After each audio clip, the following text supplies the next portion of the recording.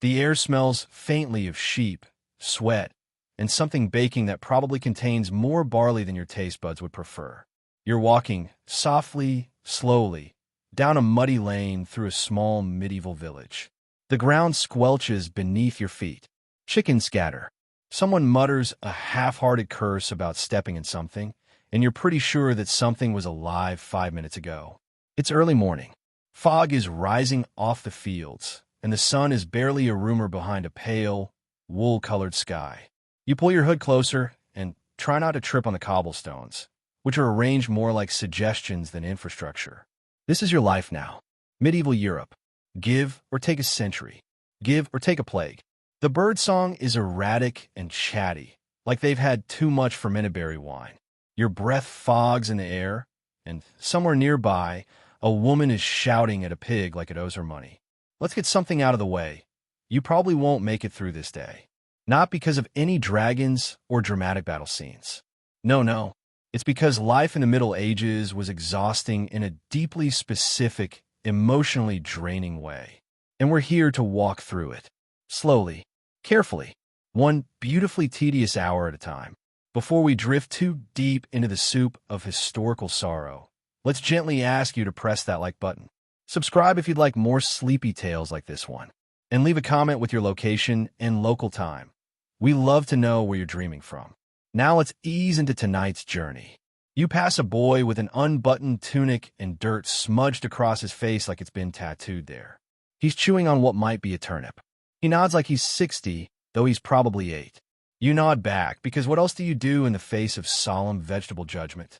Today, our quiet focus is the delicate matter of mental health in medieval times. Though, of course, they didn't call it that. No one was going around asking how your anxiety was doing. The word depression wouldn't make much sense in a village where people still thought tomatoes were suspicious. Still, feelings existed.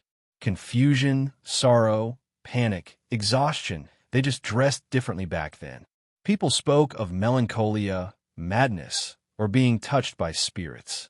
If you wept too often or laughed at the wrong moment, you might be seen as cursed or touched by God, or due for a vinegar compress and a good leeching, depending on the day and who was watching. You approach the edge of the village. The fields stretch out in long, golden swaths, dotted with sheep that look vaguely amused. Far off, the manor house glints with old power and damp stone.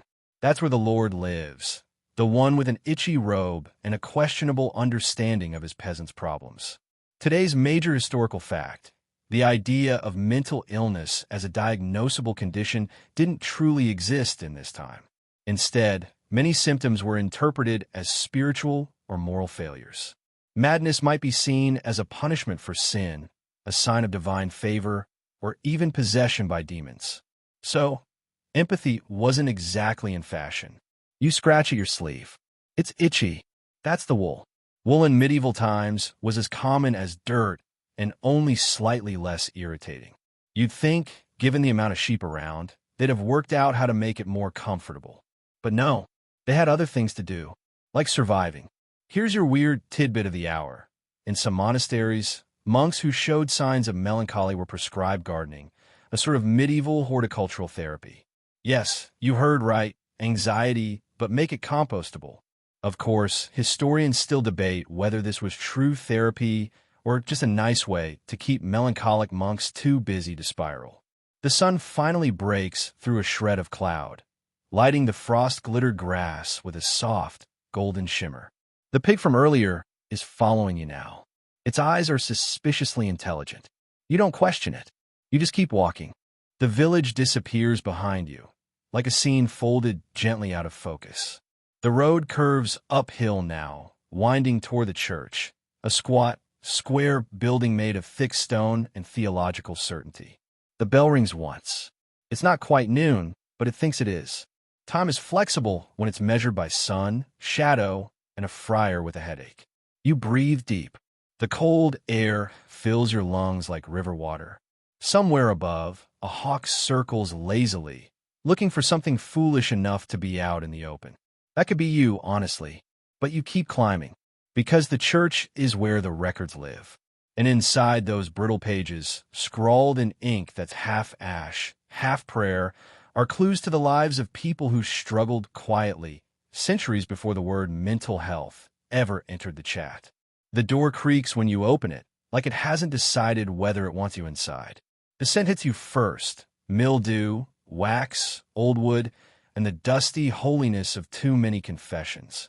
Your footsteps echo as you step onto the stone floor. It's always colder in here, like God forgot to pay the heating bill. At the far end, a young scribe is bent over a parchment, his face pale in the candlelight. He doesn't look up. You don't disturb him. There's a reverence here, and a weariness too. After all, medieval scribes were the therapists, librarians, and customer support representatives of their day, all rolled into one ink-stained figure with terrible posture. You take a seat in the back pew, letting the silence soak in. This is the part of the story where nothing much happens. You just sit and breathe and think. That's enough. In many parts of medieval Europe, especially under the influence of Christian doctrine, suffering was considered spiritually meaningful. Pain wasn't just something to treat, it was something to endure, or even embrace, which makes sense if you consider how rare comfort was. People looked at suffering like a weather pattern, inevitable, sometimes catastrophic, occasionally holy. And if you saw or heard things that others didn't, that could be a gift, or a curse, or a ticket to a small stone cell with one window and far too many prayers. Today's historical fact: by the 13th century, some hospitals in cities like Paris and London had begun to house people with mental illnesses, though these institutions were more about containment than care. The term hospital itself comes from the Latin hosps, meaning both guest and host. The irony isn't lost on anyone who's ever been treated like a nuisance in one. Your weird cultural detail for this chapter: in some places, mentally ill individuals were believed to be able to predict the future or to speak in tongues. This meant they were occasionally treated as prophets, until they weren't. Public opinion, like the weather, was changeable. You run your fingers over the pew wood, worn smooth by centuries of hands, prayers, and maybe a few anxious tappers who'd rather be outside digging a ditch than inside pretending to feel better. The scribe finally stands.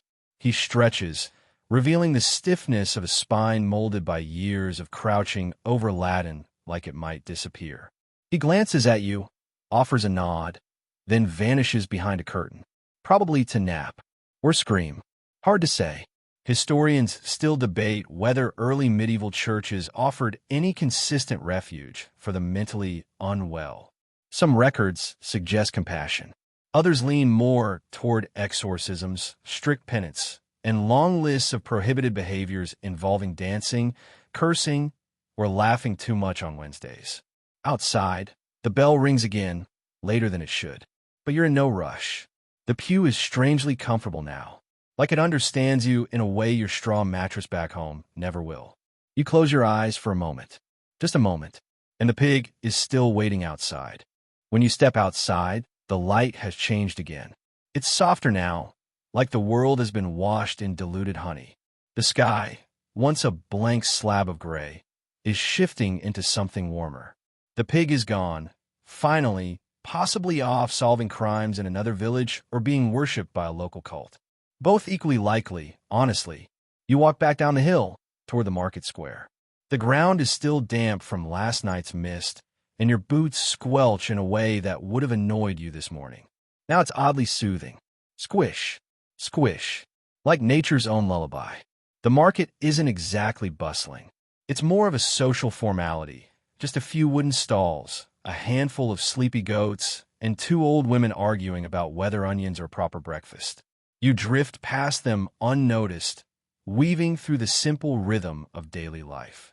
Everyone looks tired, and not in a modern, I stayed up too late scrolling kind of way. This is deep, marrow-level fatigue, the kind you wear like a second tunic. You stop beside a stall selling bundles of dried herbs. The woman behind has a face like an overcooked apple and hands stained green. She's muttering to herself as she crushes lavender into a small cloth pouch. When she sees you, she raises one bushy eyebrow and grunts something that might be sleep or sheep. You buy the pouch anyway. It smells like calm. In medieval times, people often turned to herbal remedies for ailments of the mind. Lavender, sage, chamomile. They weren't just for tea. They were for dreams, for fear, for whatever unnamed cloud had settled over a person's heart. Mental health support was DIY. You didn't go to a therapist. You went to Marjorie, who lived by the woods, and talked to her goat like it was her grandson. Your historical fact for this stroll: the medieval Islamic world was significantly ahead of Europe in its approach to mental illness. In places like Baghdad and Cairo, physicians documented symptoms of melancholy and mania. They even created dedicated treatment centers where music, talk therapy, and gentle care were practiced. This, while in some parts of Europe, being sad for too long could still earn you a church-sponsored beating. Oh, and your obscure gem of the day? In Norse sagas, a sudden burst of uncontrollable weeping was sometimes considered a sign of divine communication. Crying at random? Congratulations, you might be a vessel of the gods. Or just deeply overwhelmed by the amount of porridge in your life. As you continue your slow walk through the market, you notice a boy trying to sell wooden spoons with a solemnity usually reserved for funerals. He holds one out to you like it's a sacred relic. You buy it. Now you have a spoon. It does not spark joy, but it feels right in your hand. Historians still debate whether herbalists and wise women were truly respected or simply tolerated until someone needed a scapegoat. Records suggest both. Sometimes they were beloved. Other times, accused of witchcraft for having the nerve to own a mortar and pestle. The sun is leaning westward now. Your pouch of herbs warms in your hand.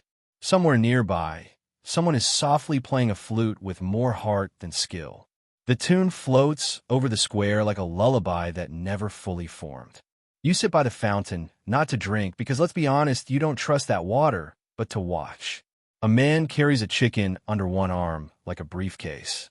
A girl spins in place until she falls over laughing.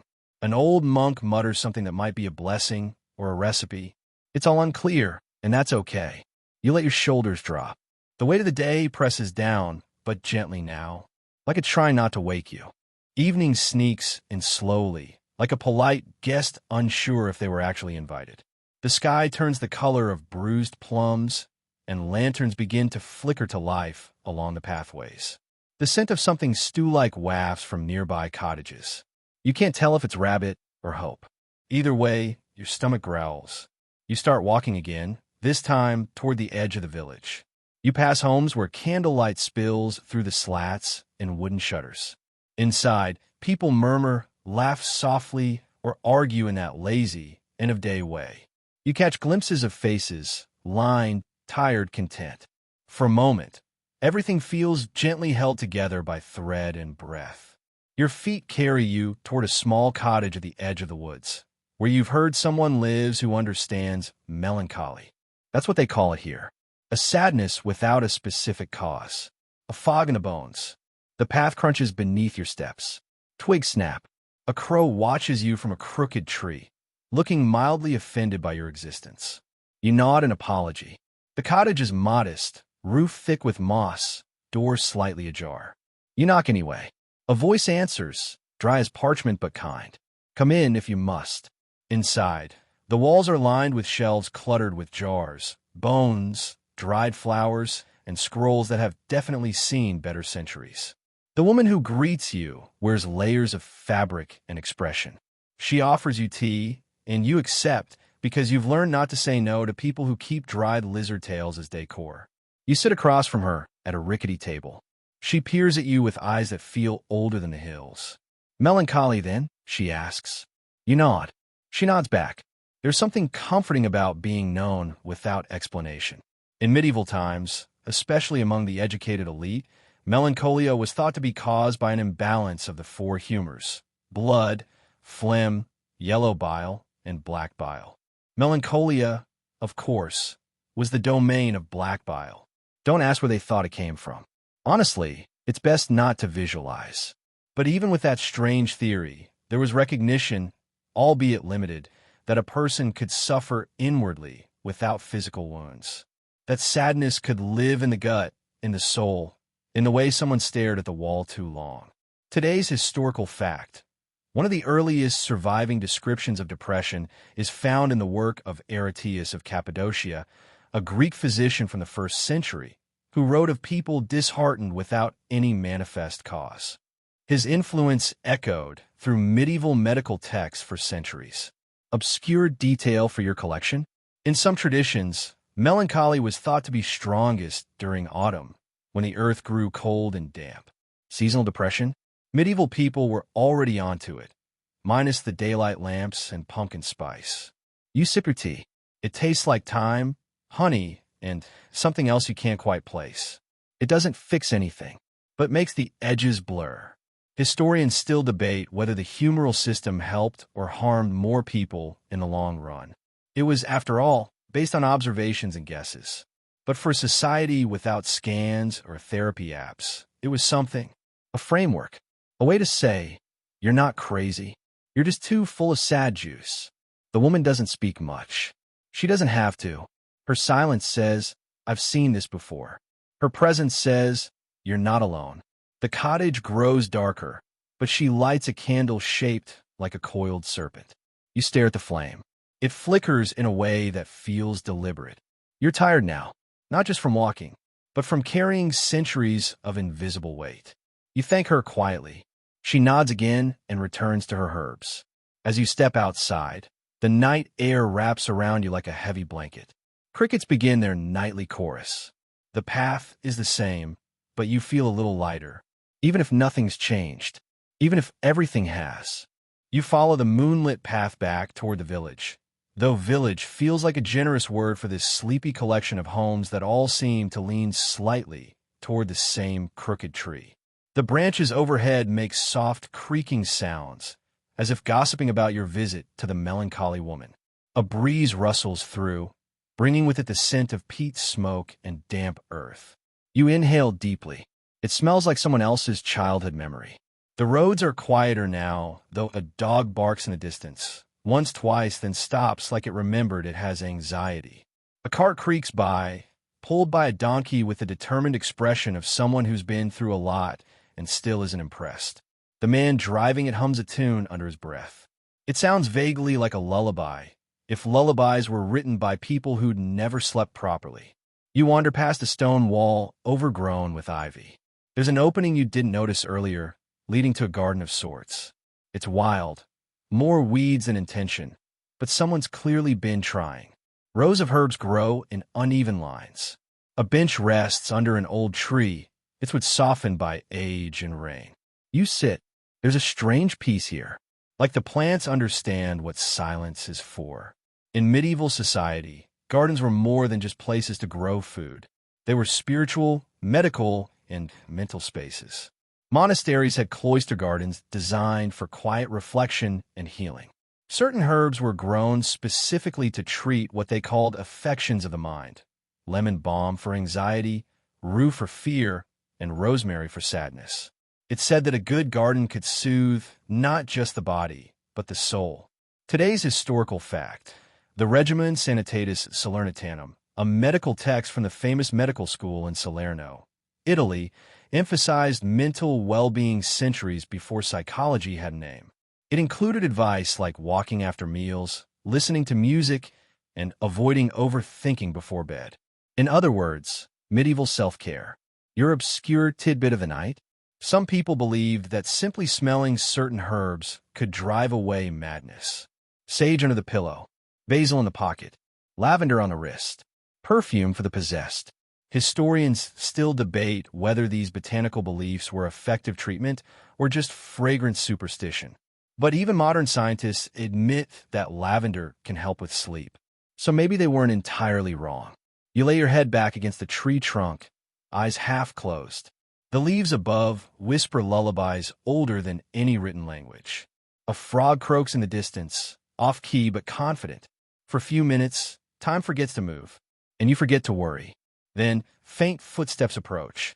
A girl, maybe 11, maybe 15, it's hard to tell with medieval nutrition, appears beside the bench, clutching a handful of wilted daisies.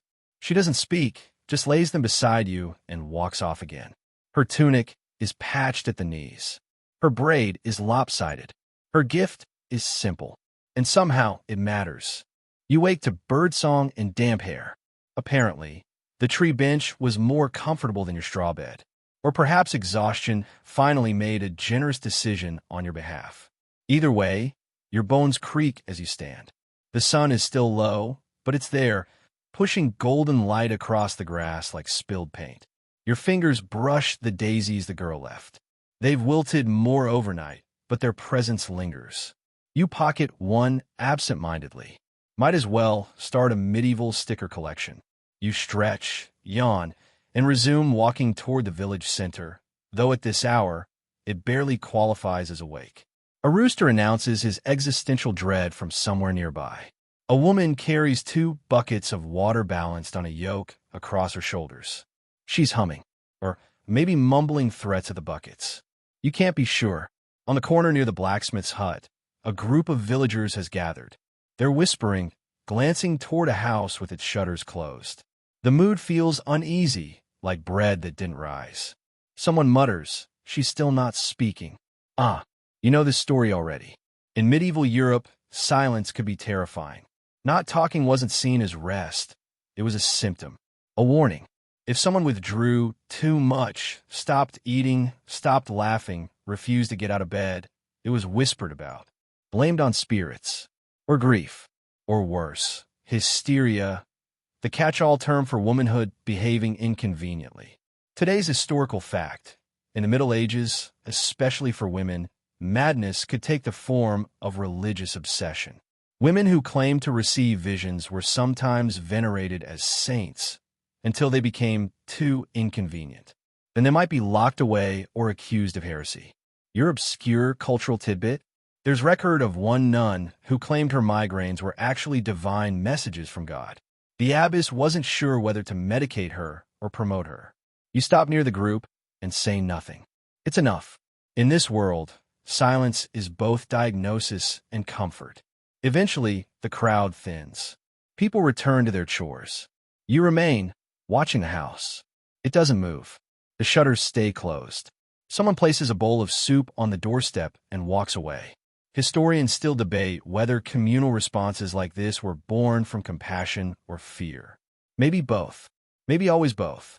You leave a daisy on the doorstep before you go. It feels like the right thing. Back on the path, the day brightens. Bees hum. A horse snorts in the distance. You pass the same boy from earlier, still holding wooden spoons, though now he's balanced one on his forehead like a circus act. You give him a nod. He bows dramatically. There's something comforting about this rhythm, the way everything loops back. The same people, the same paths, the same pig, somehow waddling past with a smug look like he owns this narrative now. You follow him, because why not? Your feet are sore, your eyes heavy, but there's more story ahead, and you're already inside it. The pig leads you, naturally, back to the outskirts of the village, where the houses grow further apart and the sky feels a little taller. The road turns to gravel, then to dirt, then to something less official altogether. You suspect this path wasn't planned so much as worn into existence by indecisive goats. Ahead, nestled at the edge of a dense grove, is a structure that looks too organized to be a barn and too crooked to be a chapel. Smoke curls from a chimney shaped like a question mark. You pause. The pig continues without hesitation, nudging the door open with his snout. Inside, you find what can only be described as the medieval equivalent of a community wellness center. A man in his 50s, maybe 60s, though medieval lighting and diets make this difficult to judge, is adjusting a row of herbs hanging from the ceiling. His robe is patched but clean, his hands steady, and his eyes, surprisingly, look rested. That alone makes you suspicious. Come to stare or to learn? He asks, without turning around. You consider the question. You're not sure. Both feel accurate. He gestures for you to sit on a wide stool that appears to have been made from an old cartwheel. The pig finds a corner and flops down dramatically. This man, it turns out, is the local medicus mentis, which is Latin for, "We made this up, but trust us." He's not a doctor in the modern sense. More like a collector of theories, a compiler of observations, a medieval mental health enthusiast with access to ink and an unshakable patience. He shows you a thick parchment covered in notes. Observations. Drawings. Some of the faces have little storm clouds above their heads. Others look suspiciously like vegetables. Today's historical fact. The 12th century scholar Hildegard of Bingen wrote extensively on mental and emotional suffering, combining theology with natural medicine. She believed the soul and body were deeply connected, and that emotional imbalance could be both divine and physical in origin. And your delightfully obscure detail? Some medieval thinkers believed that music, especially harp music, could realign the soul. One particularly enthusiastic monk insisted that playing a lute in the right key could banish black thoughts and discourage excessive sighing. Historians still debate whether these early theories reflect genuine understanding or just creative labeling of very human experiences. But the effort to name and soothe the invisible feels familiar, and somehow kind. The medicus hands you a warm cloth soaked in rose water and thyme. He tells you to breathe into it. You do. The scent is sharp and sweet. It's not a cure, but it is something. He doesn't ask you what's wrong. He just starts talking about the seasons, about sleep, about how sometimes the brain weeps even when the eyes don't, about how grief doesn't always need a funeral, about how, sometimes, even pigs can sense when someone's unwell. You glance at the pig. He winks. You leave with a small pouch of dried mint and a list of things to think about, including eat fewer onions and don't sleep with your feet facing west. Apparently, that invites dreams you don't want. You don't argue.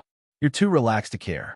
The road home glows with the late afternoon sun, and your thoughts move slower now, like bees through honey. You return to the village just as the church bell rings again, giving up entirely on being accurate and now just enjoying the attention. The village is buzzing, in the gentlest sense, people chopping wood, stirring pots, fixing fences with the sort of half-hearted urgency that says, we've lived through worse. You pass by a row of children drawing in the dirt with sticks. One of them is trying to explain something to the others in very serious tones, something about ghosts or dreams or both. His audience is enthralled. The human brain, you realize, has always needed stories to explain itself.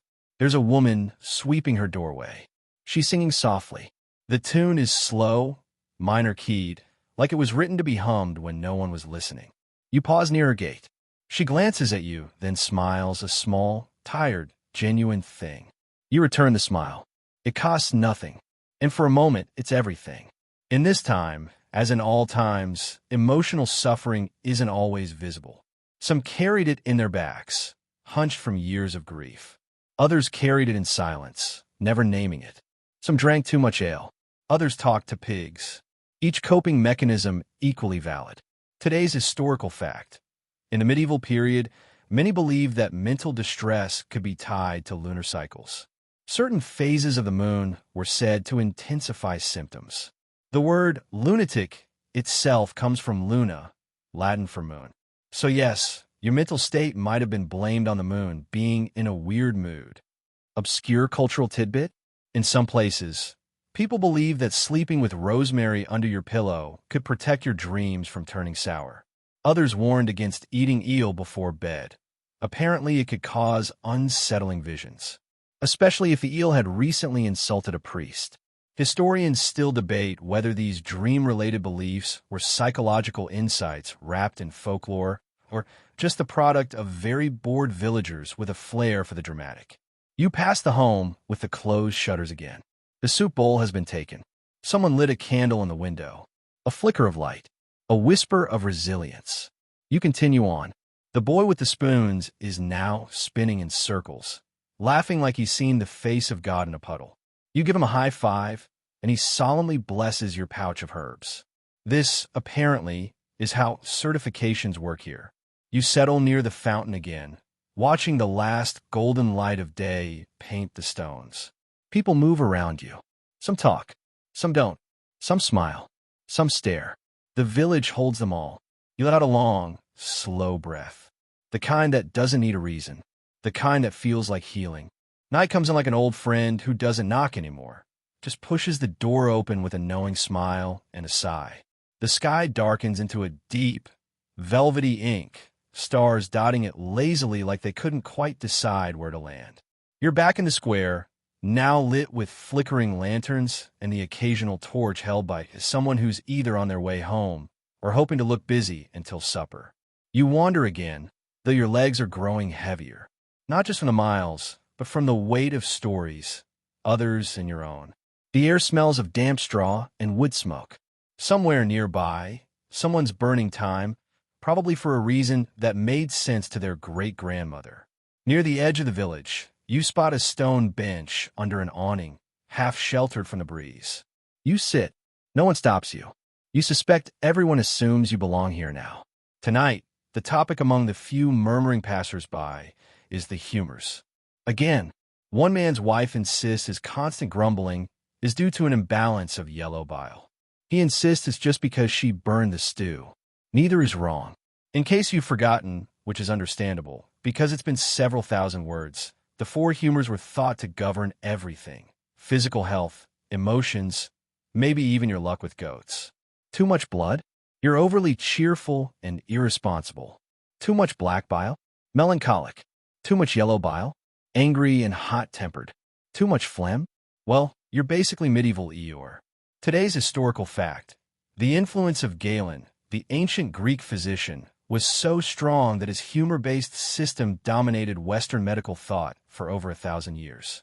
He believed the mind and body were intricately connected, and treating mental symptoms often meant bleeding someone until they felt faint enough to agree with you. Your weird tidbit for the night: some medieval doctors believed that the best cure for excessive melancholy was laughter. This led to treatments involving storytelling, joke-telling, and, in one recorded case, sending patients to live near particularly funny neighbors. The original stand-up therapy. Historians still debate whether this approach was true medicine or just what happened when you ran out of herbs and got desperate. A cat appears beside your bench. It sits. It says nothing. Neither do you. The lanterns sway in the breeze. A man sings to himself near a doorway, the words too slurred to make out, but the melody oddly calming. You listen without trying to understand. Your muscles loosen. Your eyelids drift. But sleep doesn't come just yet. You're caught in that in-between space, the soft blur of awareness, where even shadows feel gentle. You lean back. The stars above blink slowly, like they're falling asleep one by one. The cat yawns. You take the hint. You wake before dawn. Again, medieval sleep, as you're beginning to realize, didn't happen all at once. People often practiced what's now called segmented sleep, two stretches of rest broken by a quiet hour in the middle of the night, used for prayer, soft conversation, or walking around the house wondering where you left the goat. So here you are, in that quiet hour. The world is half asleep, and it's honestly a bit contagious. You decide to walk, not far, just enough to let your thoughts stretch. The path leads you past the cemetery, which feels more like a garden than a graveyard. Stone markers tilt like sleepy heads. The grass is overgrown in places. The moonlight softens everything into grayscale. And then, there it is, a small wooden cross marked with a bundle of dried flowers and, strangely, a painted pebble. A sign someone cared, maybe still does. In medieval Europe, death was a constant, familiar presence. And mental illness was often linked to ideas about death, the fear of it, the longing for it, the visions of it. But grief was also communal. You didn't mourn alone. Not entirely. People lit candles, left food, walked quietly together through sorrow.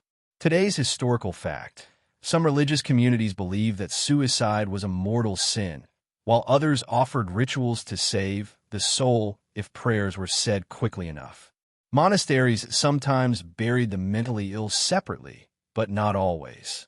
Mercy, like everything then, was unpredictable. Here's your obscure detail.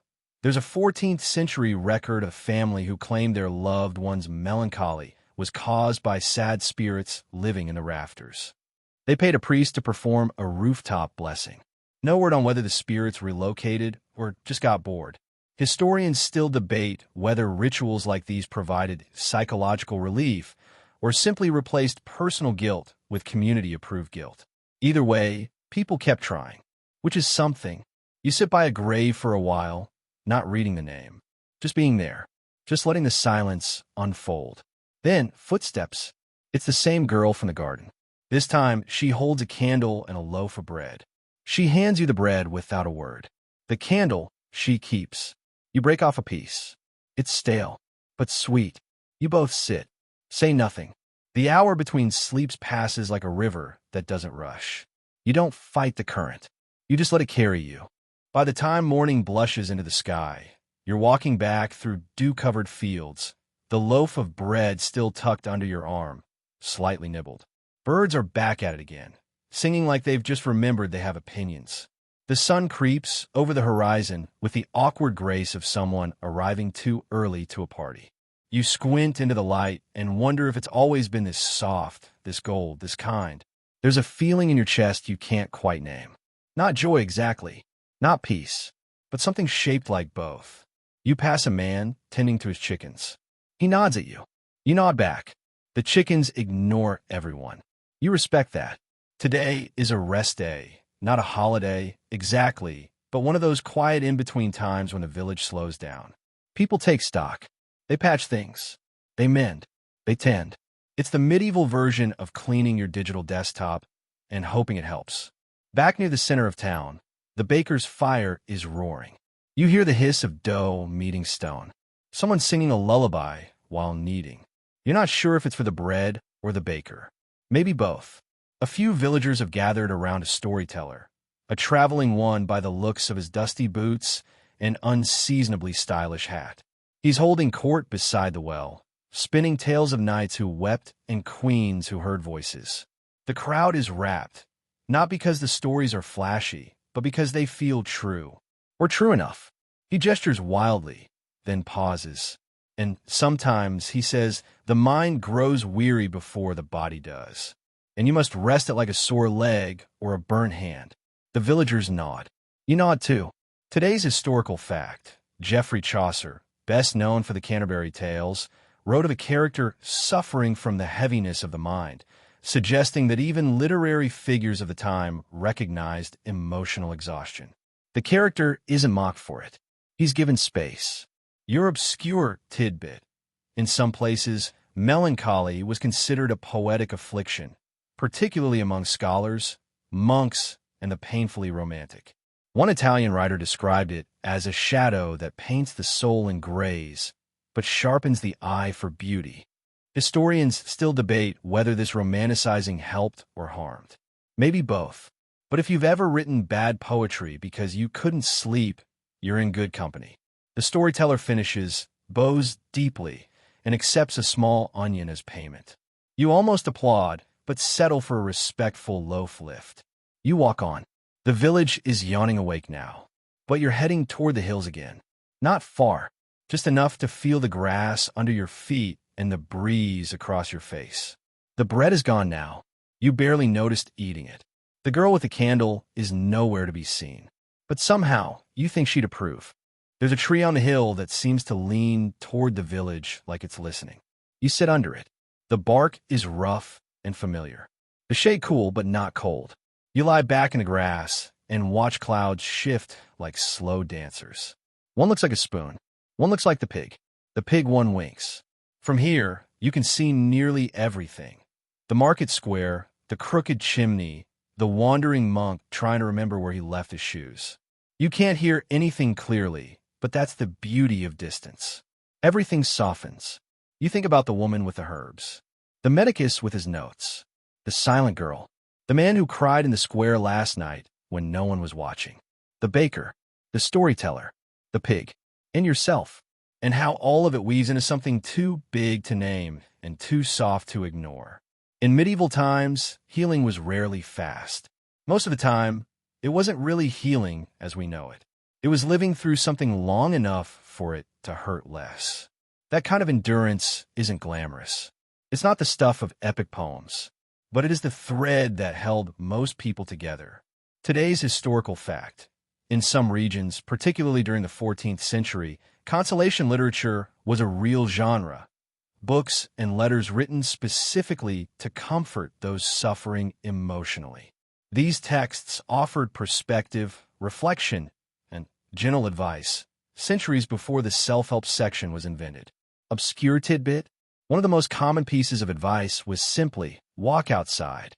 Often, it seems humans have always known that the sky doesn't fix everything, but it does help. Historians still debate whether the genre actually helped those who read it, or if it was mostly written by people who felt better after giving advice. Either way, the effort mattered. You sit with that thought. That effort matters. Even the smallest ones. Especially the smallest ones. A breeze picks up. You let it pass through you like water. No one calls your name. No one needs you right now. You're allowed to just be. And for the first time in a long time, that feels like enough. By late afternoon, the sky deepens into a blue that feels almost velvet. The sun lowers itself slowly, a little reluctantly, as though it knows it's leaving you here with thoughts that still haven't quite unraveled. You walk back down the hill, your legs moving as if remembering the path more than choosing it. The village seems smaller now. Not physically, but somehow it fits more snugly into your mind. You wander past the gardens again, now drowsy and golden in the last rays of the day. A woman you don't know hands you an apple without speaking. You thank her. She nods once, then returns to her kneeling work. You bite into it. It's soft, maybe too soft, but sweet. Outside the church, you see the same monk from days earlier. He's sweeping the path with a twig broom that looks like it might retire any moment. He pauses, leans on the handle, and stares at the horizon like he's hoping for instructions. You still carrying it? He asks. You know what he means. You shrug. Some. He nods. Good. That means you're not pretending. Then he resumes sweeping, as though the conversation had simply been a breeze passing between two trees. In medieval life, that was often how feelings were shared. Briefly, indirectly, a passing glance, a shared silence, a bent head at Mass. There weren't many words for what we now call mental health, but there were gestures, little ones, enough to remind you that you weren't the only one carrying a fog inside your chest. Today's historical fact: by the late Middle Ages, some wealthy individuals began writing what were essentially journals of the soul. Personal reflections on sorrow, temptation, and internal struggles.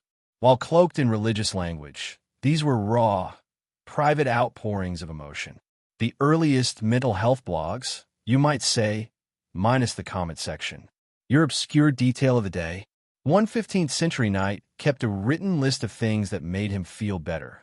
Playing with dogs, polishing armor, napping in sunbeams, and pretending to joust with shadows. It's unclear whether he shared this with anyone. It's also unclear if he named the shadows. Historians still debate whether these journals were meant for personal catharsis or to curry favor with God. But regardless, the act of writing something down, of giving form to the formless, was itself an ancient kind of therapy. You step into the church once more. Not because you're seeking answers, just because it's quiet. A candle burns near the altar. One flame. One intention, one moment of stillness in a world that never really stops. You sit again on the familiar pew. The air smells like old hope and damp stone.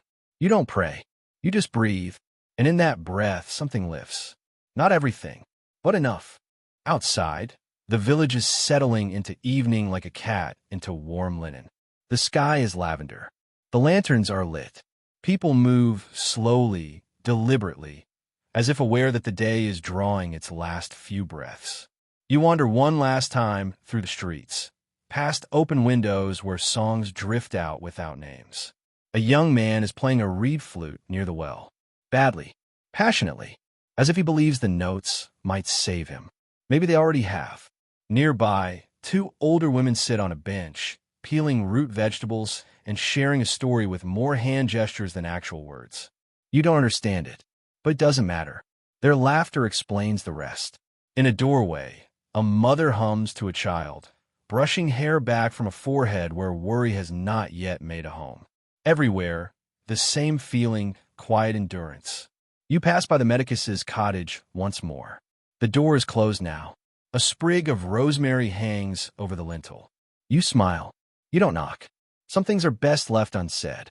Today's historical fact. In the 14th century, during the aftermath of the Black Death, records show a sharp rise in melancholic writing. Poems, prayers, even doodles in the margins of religious texts.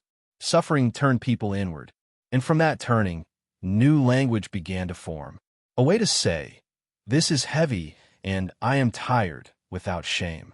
Obscure tidbit: some people believed that dreams were the body's way of burning off excess emotion. Entire guides were written on dream interpretation.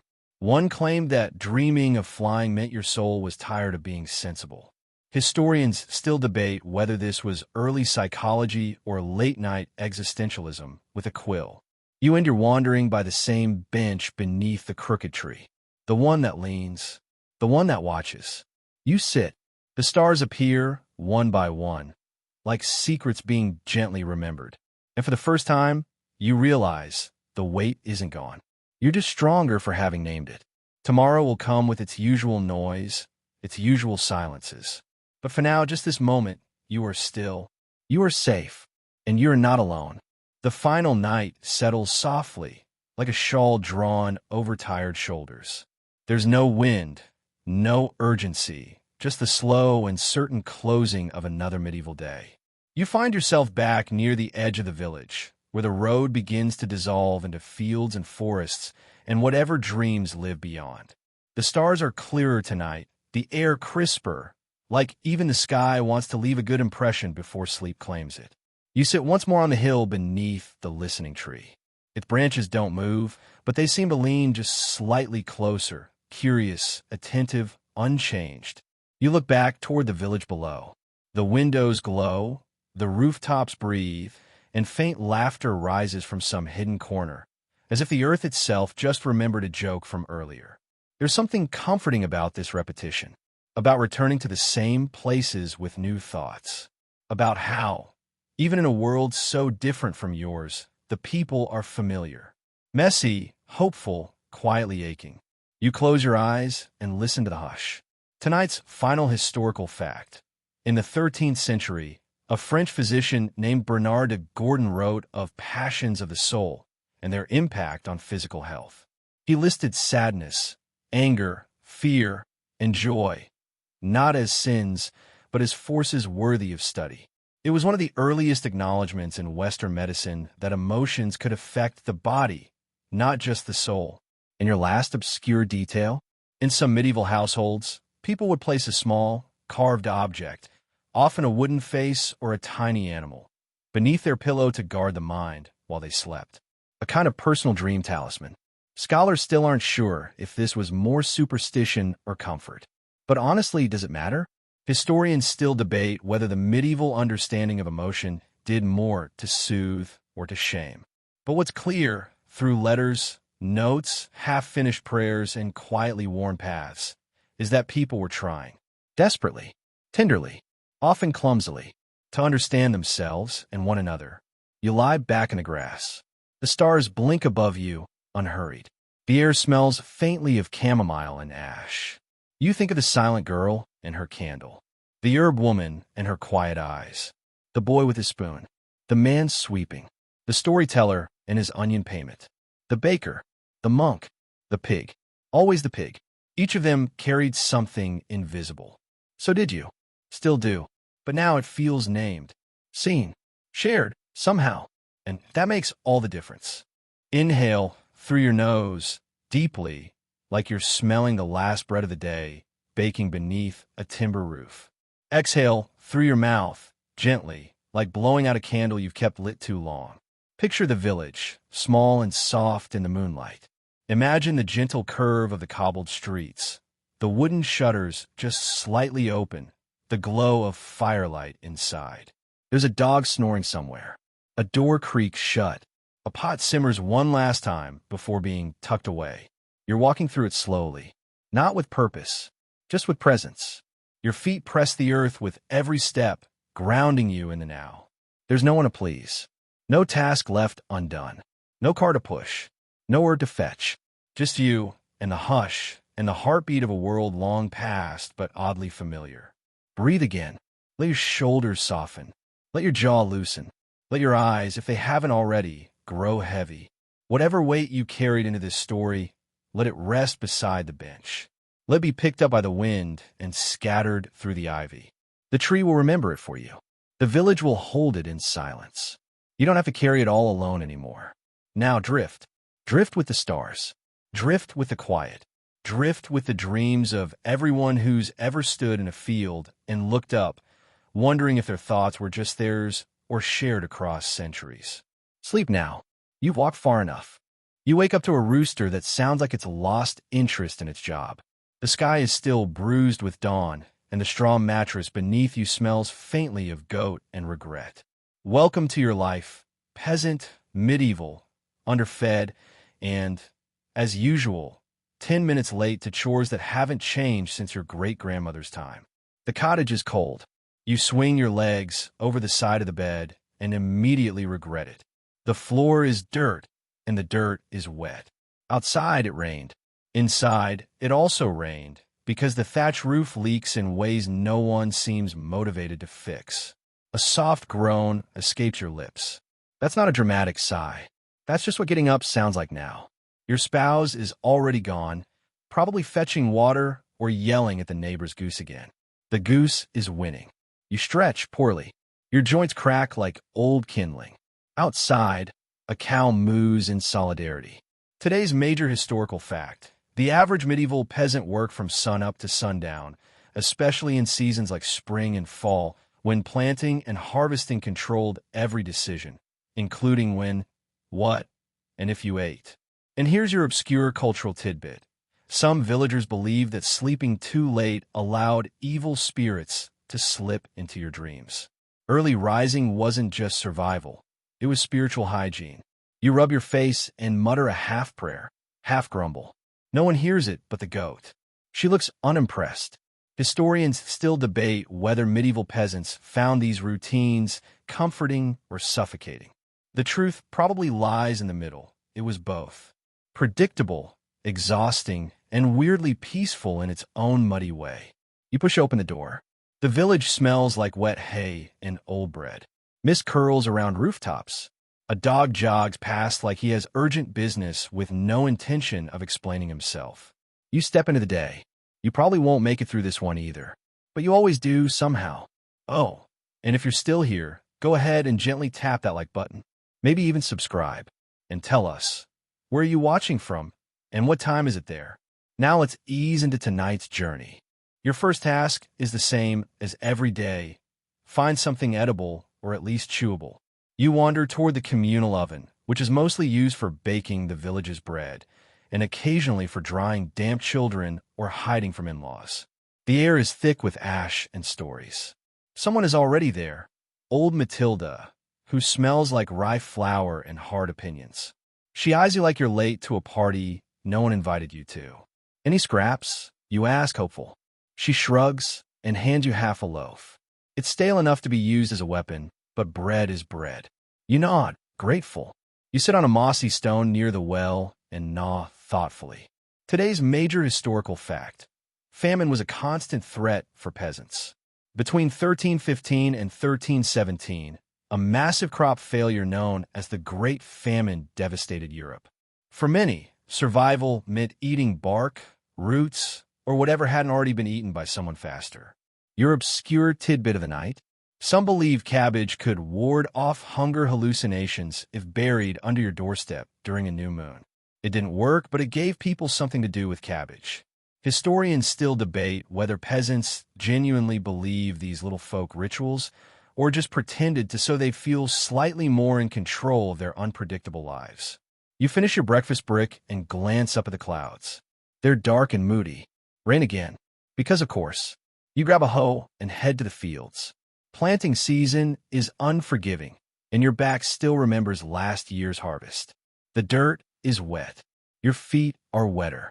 Your hope is lukewarm at best. Still, the rhythm of digging, tossing, breathing, it's almost meditative. You fall into it. Thought slows. The world narrows. And for a few moments, it's just you and the earth. And a worm that absolutely does not want to be involved. You're ankle deep in mud by mid-morning, which is about as glamorous as it sounds. Your hands are covered in something that might be soil, or might be the lingering judgment of centuries of poor drainage decisions. The sun peeks through a hole in the clouds long enough to remind you it exists, then disappears again like it forgot something.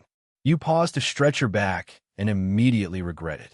Your spine makes a sound like a damp drawer being opened too quickly. You look over your shoulder and see Willem, the neighbor, with a laugh like a wheezing bellows, trudging along with a basket full of turnips and disappointment. He nods. You nod. Neither of you speaks. That's about as friendly as it gets out here. A few feet away, a girl is picking nettles carefully with her sleeves pulled down over her hands. Nettles sting, but they're full of iron. You make a mental note to steal that idea later, if your memory cooperates. Today's historical fact: nettles were an important part of the peasant diet, not just as food, but also medicine. When boiled, they help with everything from joint pain to digestion. Medieval survival wasn't about gourmet meals. It was about knowing which weeds wouldn't kill you. Obscure tidbit: some peasants believed nettles could drive away melancholy if whipped gently across the skin. You assumed that gently was often ignored. Historians still debate whether these stinging rituals were rooted in actual herbal theory or just a socially acceptable way to process stress by smacking yourself with a plant. Either way, they gave people something to talk about. By noon, your stomach reminds you that one piece of brick bread does not a feast make. You sit under a crooked tree and pull out a pouch of cheese that's less cheese and more early science experiment. You eat it anyway.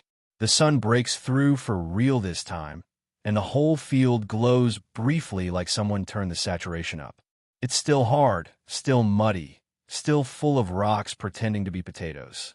But for a second, it's kind of beautiful. You close your eyes and let the warmth press against your face. It's not a cure, but it's something. The afternoon brings a change in the air. Not a breeze, not a storm, just a feeling, like the world is tilting slightly sideways. It might be the clouds gathering again, or it might be the arrival of Sir Oswin the Younger, your local lord's second son, who rides into the village square like someone who's never had to dig up parsnips in the rain. He's here for his monthly inspection, which means standing dramatically on a small crate and pretending to know what wheat is. You gather near the well with the others, wiping your hands on your tunic, which is only marginally cleaner than your hands. The lordling clears his throat, adjusts his unnecessarily shiny belt, and starts listing things in a voice that suggests he once read half a book. You must increase grain tithes by half a sheaf per field, he declares. You glance at Willem. Willem blinks. Everyone is silent in that way that screams, "Are you serious?" in peasant dialect. Today's historical fact: most peasants owed rent or tithes to their lord, usually in the form of crops, labor, or livestock. Tithes often increased without warning, especially if the lord's household was low on wine or mildly inconvenienced by war. Obscure tidbit: there's record of a village that responded to a tithe increase by gifting their lord an entire wagon full of roosters. No one knows if this was a protest or a poorly executed joke. Historians still debate whether these small acts of resistance were genuine defiance or just desperate humor. Possibly both. Peasants weren't powerless. They were just very, very tired. Sir Oswin eventually rides off again, looking pleased with himself. The moment he's out of earshot, someone mutters, "May his boots always find the deepest puddle." It's the closest thing to a curse this village allows. You return to the fields a little heavier in spirit, but still moving. The clouds gather. The first drops fall. You smile anyway, because the work won't do itself, but neither will the resting.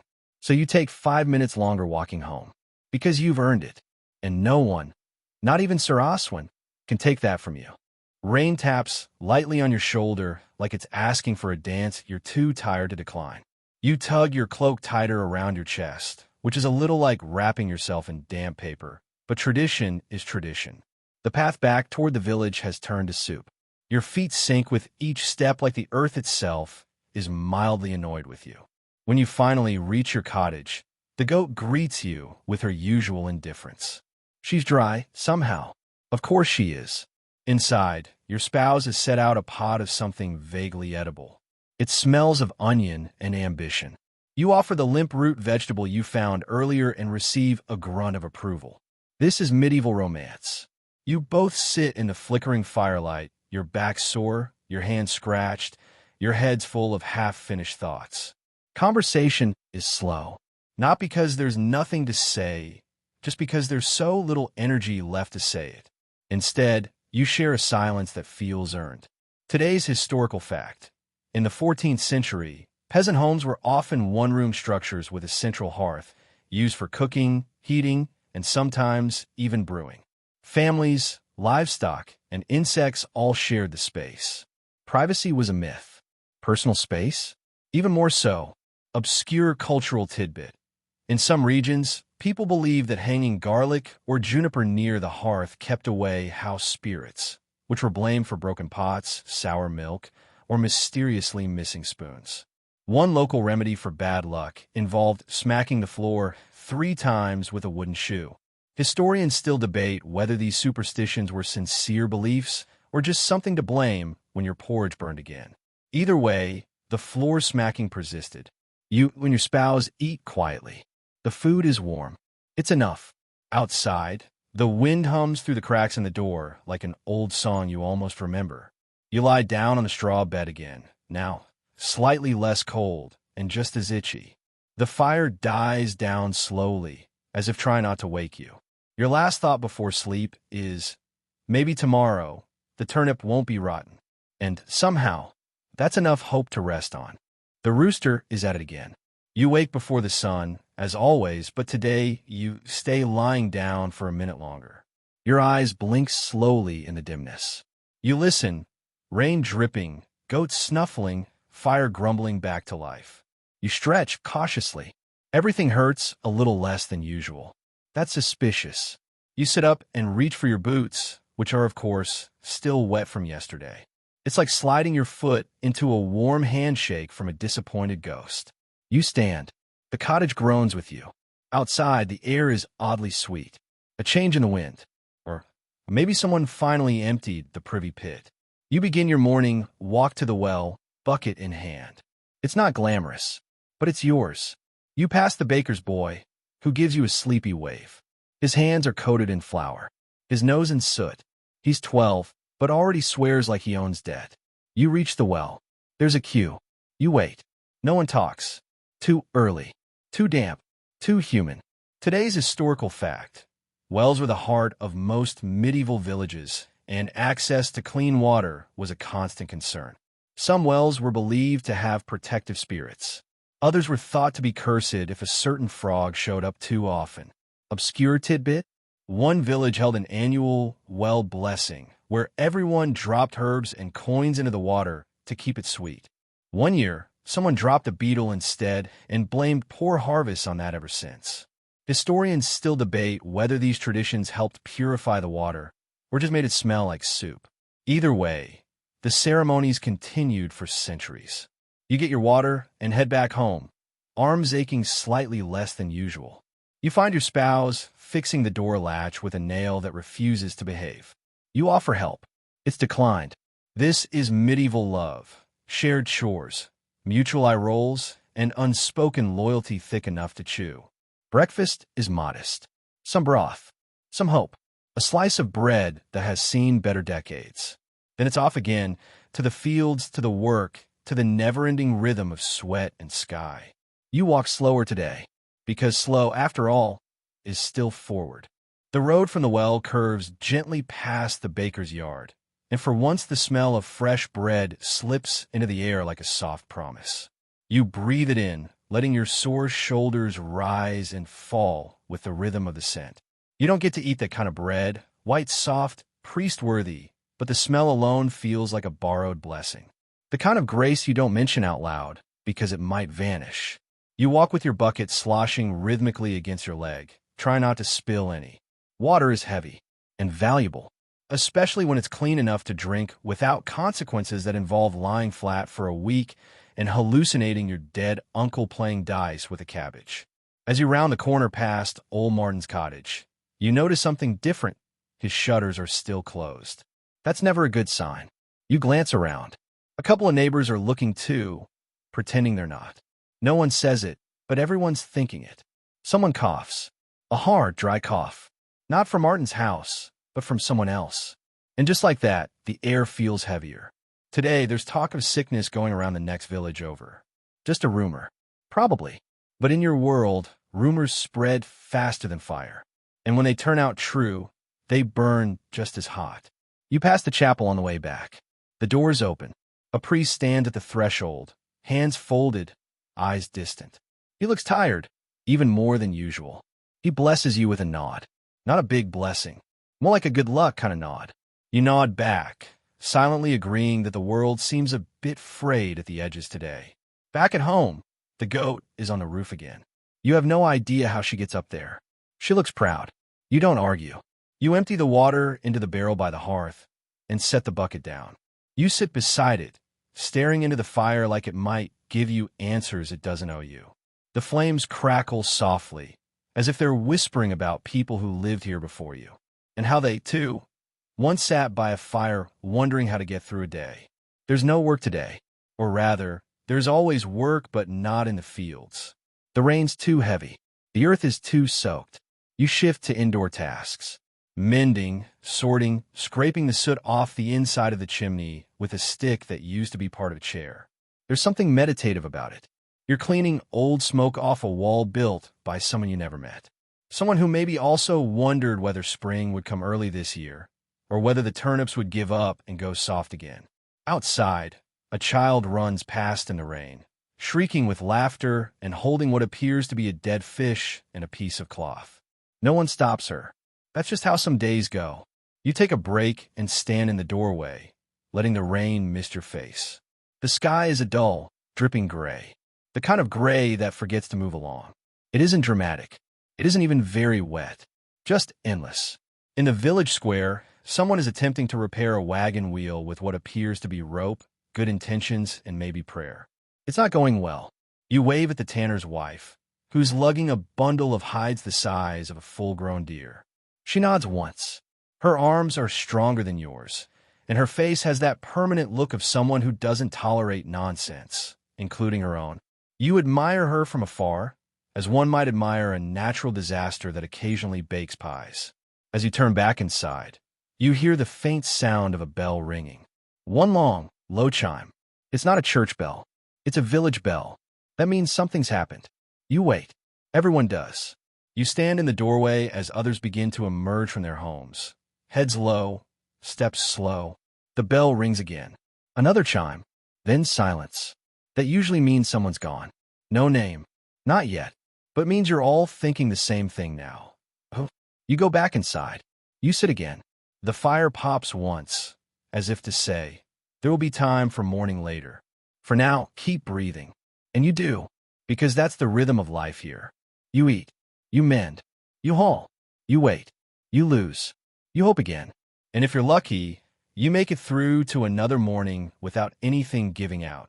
Your roof, your back, your courage.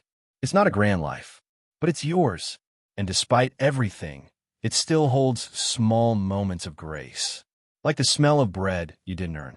The feel of a dry cloak after a storm. The accidental warmth in someone's grunt when they pass you half a potato. Maybe that's enough. Maybe it always has been. The sky darkens early this evening, like it's folding itself in before the day has finished explaining itself. You light a stub of a candle using a glowing coal from the fire. The flame flickers with the stubborn will of something half asleep, as if even fire feels tired of burning. You place it on the small shelf beside the bed, not because you'll need it, but because darkness without a little light feels like giving up. You and your spouse eat quietly again, barley porridge, lumpy but warm. There's no conversation. Not from coldness, just fatigue. The kind of silence that says, I'm here, and so are you, without needing further proof. After the meal, your spouse pulls out a bit of flax and begins spinning it into thread. You watch the spindle turn in slow circles. You've seen it thousands of times, but tonight it hypnotizes you. Round and round. The twist of fiber into line. Weakness into something strong.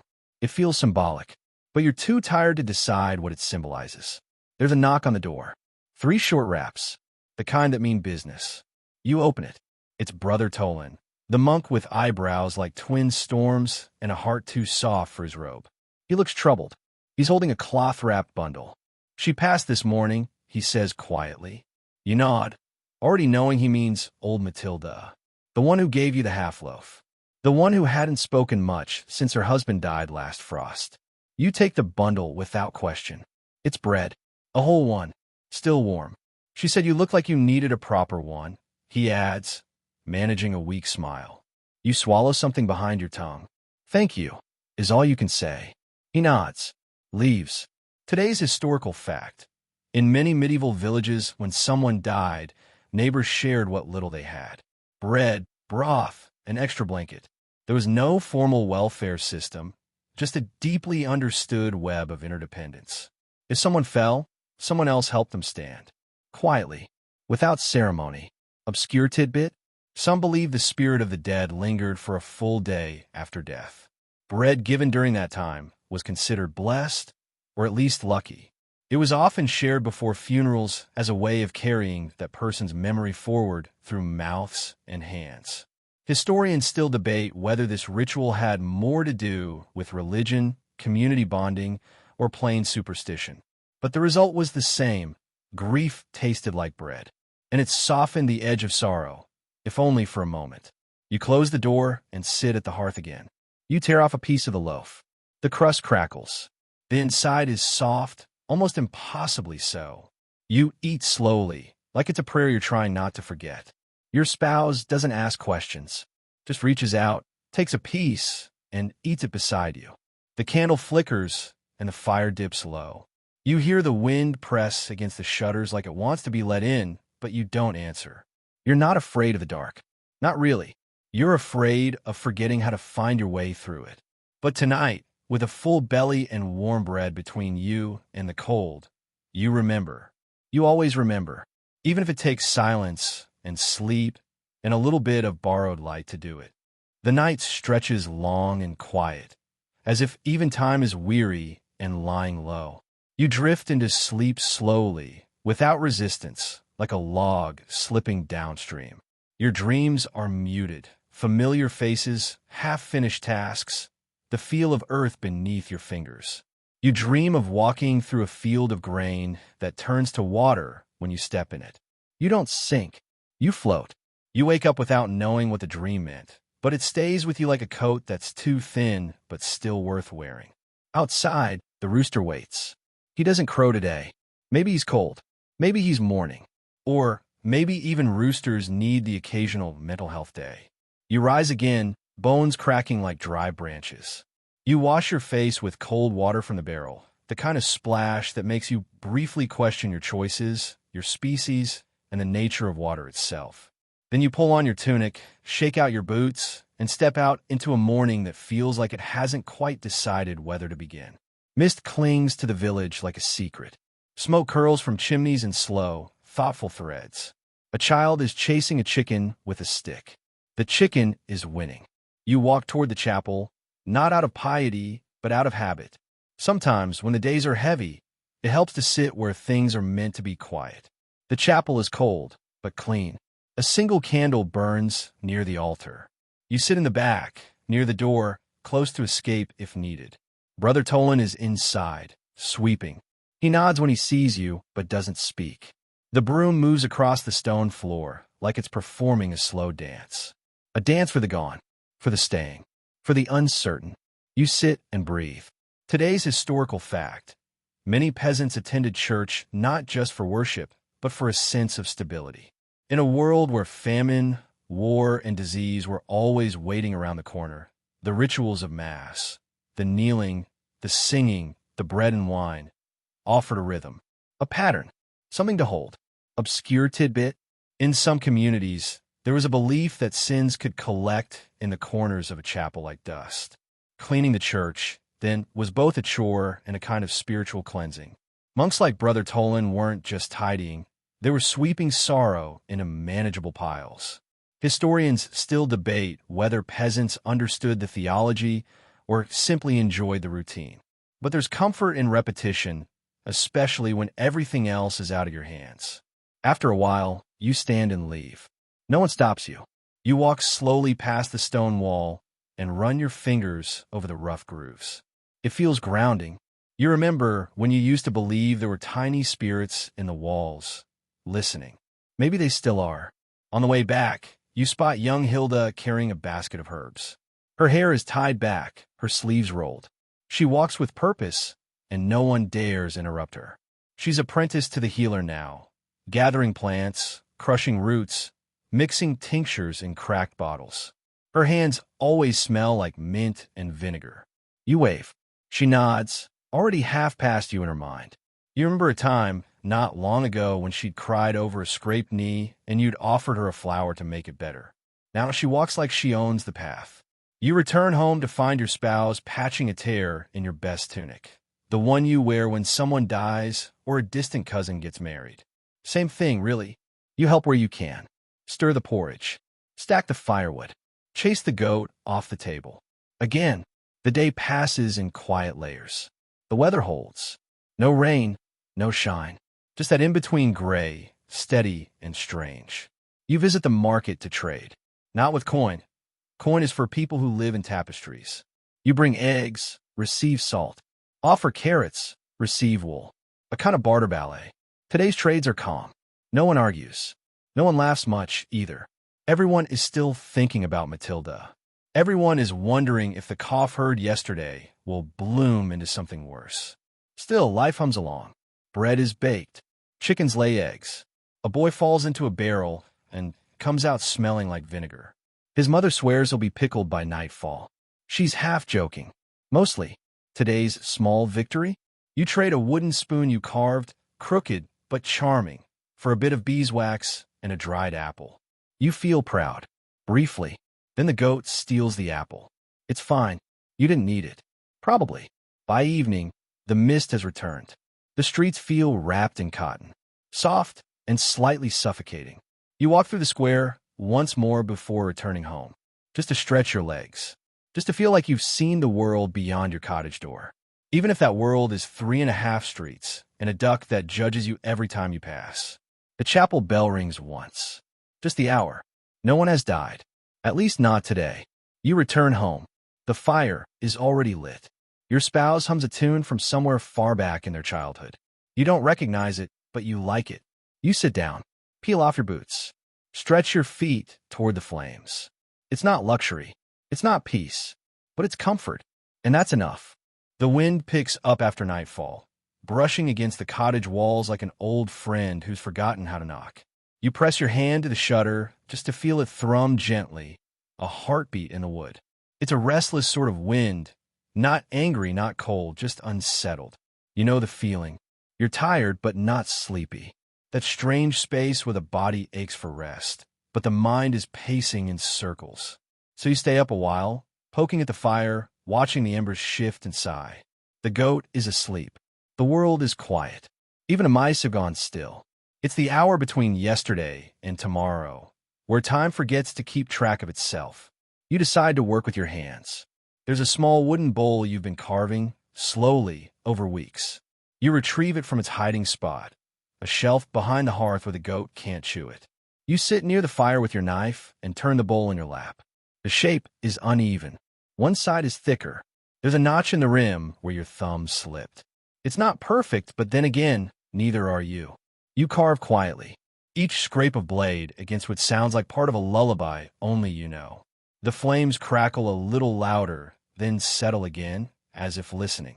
Today's historical fact. Most peasants made their own simple tools, utensils, and household items. Wooden bowls, spoons, pitchforks. These weren't bought for shops. They were passed down or made in moments of stillness like this. Crafting was survival, but also comfort. A slow kind of prayer whispered in splinters and grain. Obscure tidbit. In some regions, it was believed that carving household tools on a waxing moon brought better luck. The bowl would grow strong with the moonlight. If it cracked later, it meant the carver had been holding in too many secrets. Historians still debate whether these lunar beliefs were tied to agricultural calendars or just a way to make night work feel meaningful. Either way, many peasants checked the sky before reaching for the chisel. You pause your carving to sip a bit of warm cider. It's weak, more apple than anything else, but soothes your throat. Your spouse has gone to bed already. You can hear the soft rhythm of their breathing. It grounds you, reminds you you're not alone in this tired life. You finish one last curve of the bowl and run your thumb along the rim. It's rough, but fits your hand. You smile, a small, crooked thing. You set the bowl down and bank the fire. Then, with effort, you rise and cross the room to the bed. You lie down, feeling the straw shift beneath you, the weight of the blanket settle over your legs. The candle flickers on the wall, then goes still. Sleep comes slow, but it comes, and when it does, it carries you gently like a leaf on water. Morning arrives like it always does, gray, quiet, and slightly damp. You wake with a sore shoulder and an aching hip. You're fairly certain that straw bed is conspiring against you. You sit up, groaning, and reach for your boots. Still damp. Always damp. Outside, a fog hangs over the village. Thick, pale, full of mystery it doesn't care to explain. You step out into it, bucket in hand. It's time to fetch water again. The well is surrounded by the usual suspects. Women with sleepy children on their hips, men with red hands from the cold, and the one old man who always mutters at the bucket as if it insulted his mother. You wait your turn. No one's in a hurry. The fog slows everything down like the world is whispering instead of speaking. Today's historical fact. Water sources in medieval villages were often communal. Wells were sacred in their own quiet way, blessed by clergy or watched by custom. Everyone needed them. Everyone relied on them. That meant that gossip, news, and grief were traded just as frequently as water. Obscure tidbit? In some parts of medieval Europe, people dropped coins, herbs, or carved bones into wells as offerings. Not just for good luck, but to keep the water calm. A restless well, they believed, could give people strange dreams or make babies cry at night. Historians still debate whether these rituals were spiritual or symbolic. Maybe both. Or maybe people just liked the idea of making peace with the water they drank. You fill your bucket and head back through the fog. The world looks different in this light, softer, like everything's wearing a wool cloak. You pass the baker's house. He's singing again, off-key, but with commitment. You smile. You reach your cottage and set the water down. Your spouse is stirring something on the fire, porridge, likely. You sit beside them, watch the steam rise, and rest your head briefly on their shoulder. Nothing much is said, but it's enough, because sometimes surviving is an act of quiet rebellion. And eating warm porridge beside someone who sees you is the greatest luxury in the world. Later in the morning, you find yourself heading toward the woods just beyond the fields, where the trees lean close together like they're keeping secrets. You're not going for firewood this time, though you probably should. You're going for herbs, or mushrooms, or anything green and vaguely helpful. The healer asked for mugwort, and your spouse mentioned they'd seen some near the old tree stump shaped like a sleeping pig.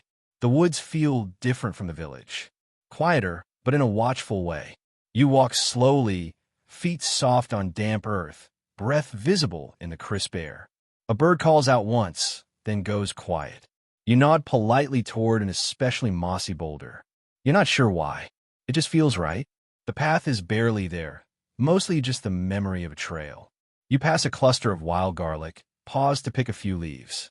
You'll hang them near the door later, for flavor. And, if local stories are to be believed, for warding off headaches, jealous neighbors, and mischievous woodland spirits. You find the stump. It really does look like a sleeping pig, snout and all. Beneath it, yes, mugwort, stubborn and scraggly, but unmistakable. You kneel and begin gathering gently, muttering a quiet thank you to the plant. Not because you expect an answer, but because gratitude costs nothing and might, on some level, matter. Today's historical fact. Mugwort was widely used in medieval Europe for its supposed healing properties. It was believed to help with digestion, ease pain, and even calm troubled thoughts. Some called it mother of herbs.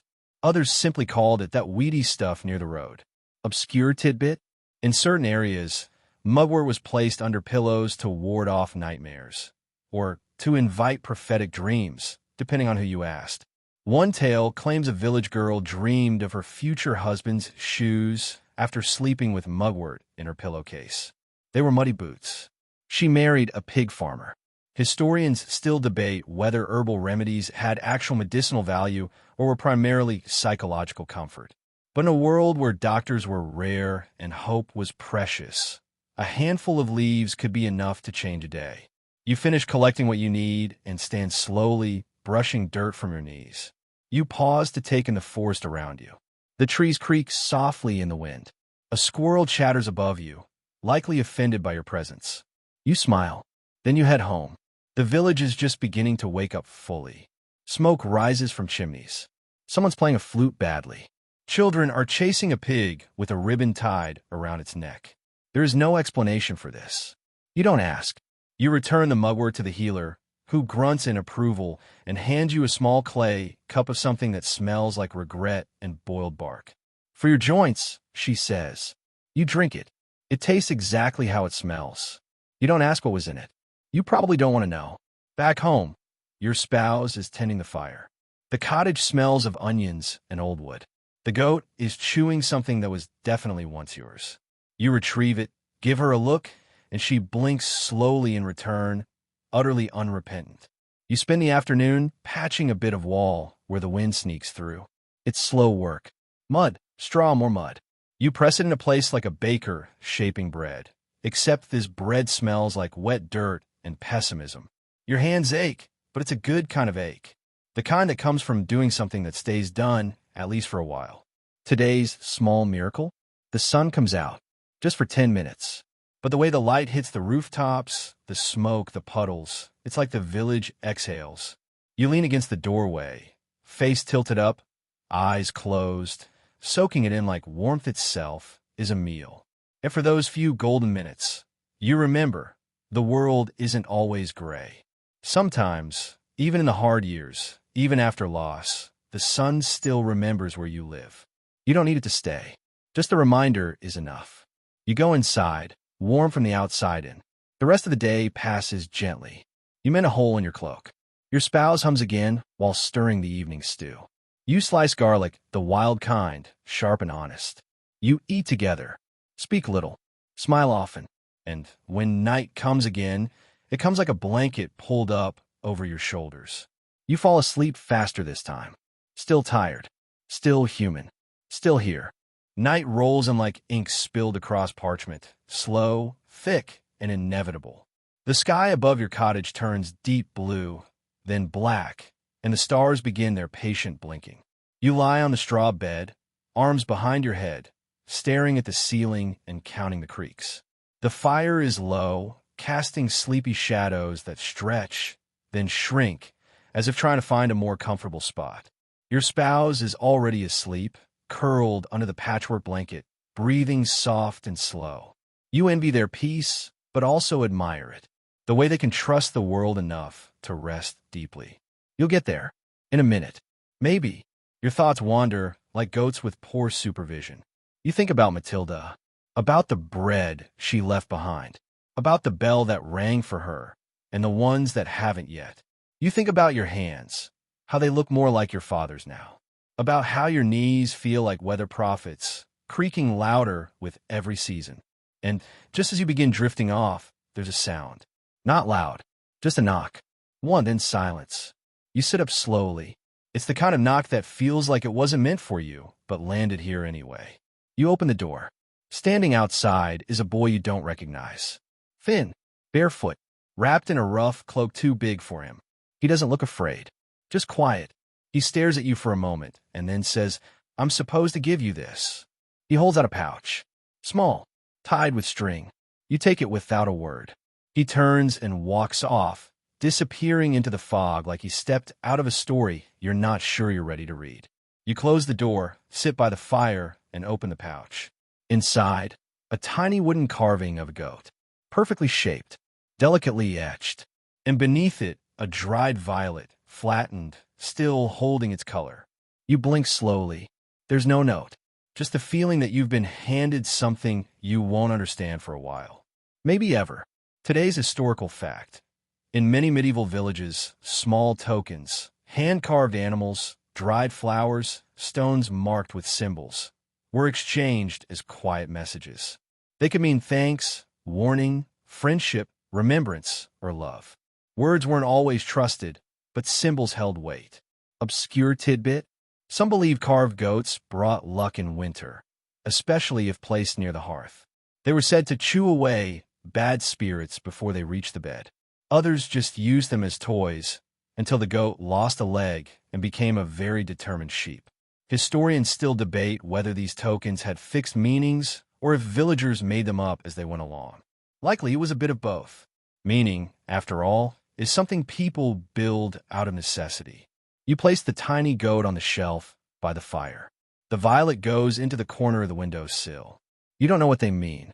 Not yet, but they feel right there, like they belong. You sleep lightly that night. But when you dream of old Matilda baking bread that smells like sun and laughter, and of a goat that talks very politely about how stars are just holes poked in the sky so the dead can peek in. Morning finds you before the rooster this time. You step outside into a light mist, the kind that sticks to your skin like a second thought. The world is quiet. Even the children aren't up yet. You walk to the well again, this time more for movement than for water. Your body feels sore in all the usual places, but also lighter in a way you can't explain. At the well, you see a few others, nod to them in the way that says, yes, we're all here again, imagine that. No one asks questions. No one brings up the boy. You don't either. Some stories in a village are too new to be said aloud. You draw water, your hands firm on the rope.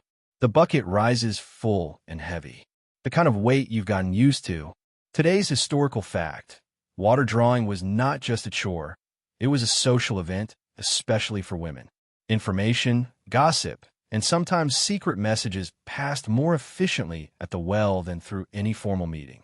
The well was the internet before the internet, just colder and more prone to frogs. Obscure tidbit: there is a superstition in some areas that if you look down into a well at midnight, you might see the face of your future spouse. More often, people just saw their own reflection and either screamed or sighed. Historians still debate whether these mirror stories were harmless games or folk rituals meant to guide decisions about marriage. Either way, the well became a place of more than just thirst. It quenched curiosity, too. You walk back slowly, carrying the water and listening to the village wake up around you. A dog barks. A baby wails. Someone sneezes so violently it startles a flock of birds into taking off. You laugh quietly to yourself. Back at the cottage, your spouse greets you with a warm nod and a pan of frying oats. The fire is kind. The air inside smells like home. You sit, eat, and glance at the little carved goat still perched on the shelf. It watches the room with wooden patience, as if waiting for something to happen. And you, well, you're waiting too, but not with dread, just curiosity. Because sometimes the smallest things, an unexpected knock, a violet, a child you don't know, open doors you didn't even see. And behind those doors, maybe just more ordinary days, more bread, more mud, more stories, but maybe something more too. You choose slowly and think. Let's see. The day unfolds like a well-worn tunic, familiar in all the right ways, frayed only where you expect it. After breakfast, you and your spouse head to the barley plot. The sky is overcast again, but not menacing. Just sleepy, like it wants 5 more minutes and a stronger sun. The soil is damp and clingy, but workable. You plant in rhythm, hands pressing seeds into the earth like secrets you expect to grow. Your spouse works alongside you, saying little but humming softly. A tune you've both known since childhood. It doesn't have words. It doesn't need them. As you plant, your fingers graze a small stone. Smooth, round, warm from your hand. You pocket it without much thought. The ground gives you things sometimes. Bones, shells, buttons, the occasional arrowhead. Little echoes of lives before yours. Today's historical fact: peasants reused old fields for generations. Beneath every patch of worked land, layers of history sat quietly. Ancient roads, forgotten wells, old coins. Most villagers had no idea how deep time really ran beneath their toes. Obscure tidbit: in some communities, farmers who found unusual stones while planting would place them at the edge of the field to watch the crops. These were called watchstones and were believed to guard against bad weather or lazy wheat. One tale claims a field thrived for 7 years straight after a perfectly round stone was named Gregory and given a flower crown. Historians still debate whether the watchstone practice had religious roots or was simply an excuse to be whimsical in the dirt. Either way, it brought people comfort. And really, who doesn't want a rock named Gregory watching over their carrots? You finish planting just as your back begins to stage a formal protest. Your hands are brown up to the wrists. You wipe them on your tunic, which does nothing but move the dirt around like paint. Your spouse tosses you a crust of bread. You catch it. Barely. You sit in the shade of a low tree. Eat. Breathe. Listen to the soft rustle of wind through barley stalks not yet born. And for a moment, nothing aches. Not her body. Not your heart. Just quiet. Later in the day, you're asked to help repair the roof on old Marta's cottage. She's past the age of climbing, but not past the age of bossing everyone about while they do it. You climb the ladder with a satchel of straw, a handful of wooden pegs, and the vague hope that gravity will be gentle today. The roof is uneven, soft in places, but the view, oh, the view.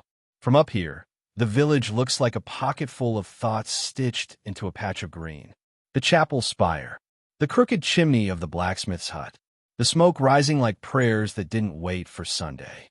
You see children skipping stones in the stream, a dog sleeping on a pile of laundry, someone yelling at a cow who clearly does not care.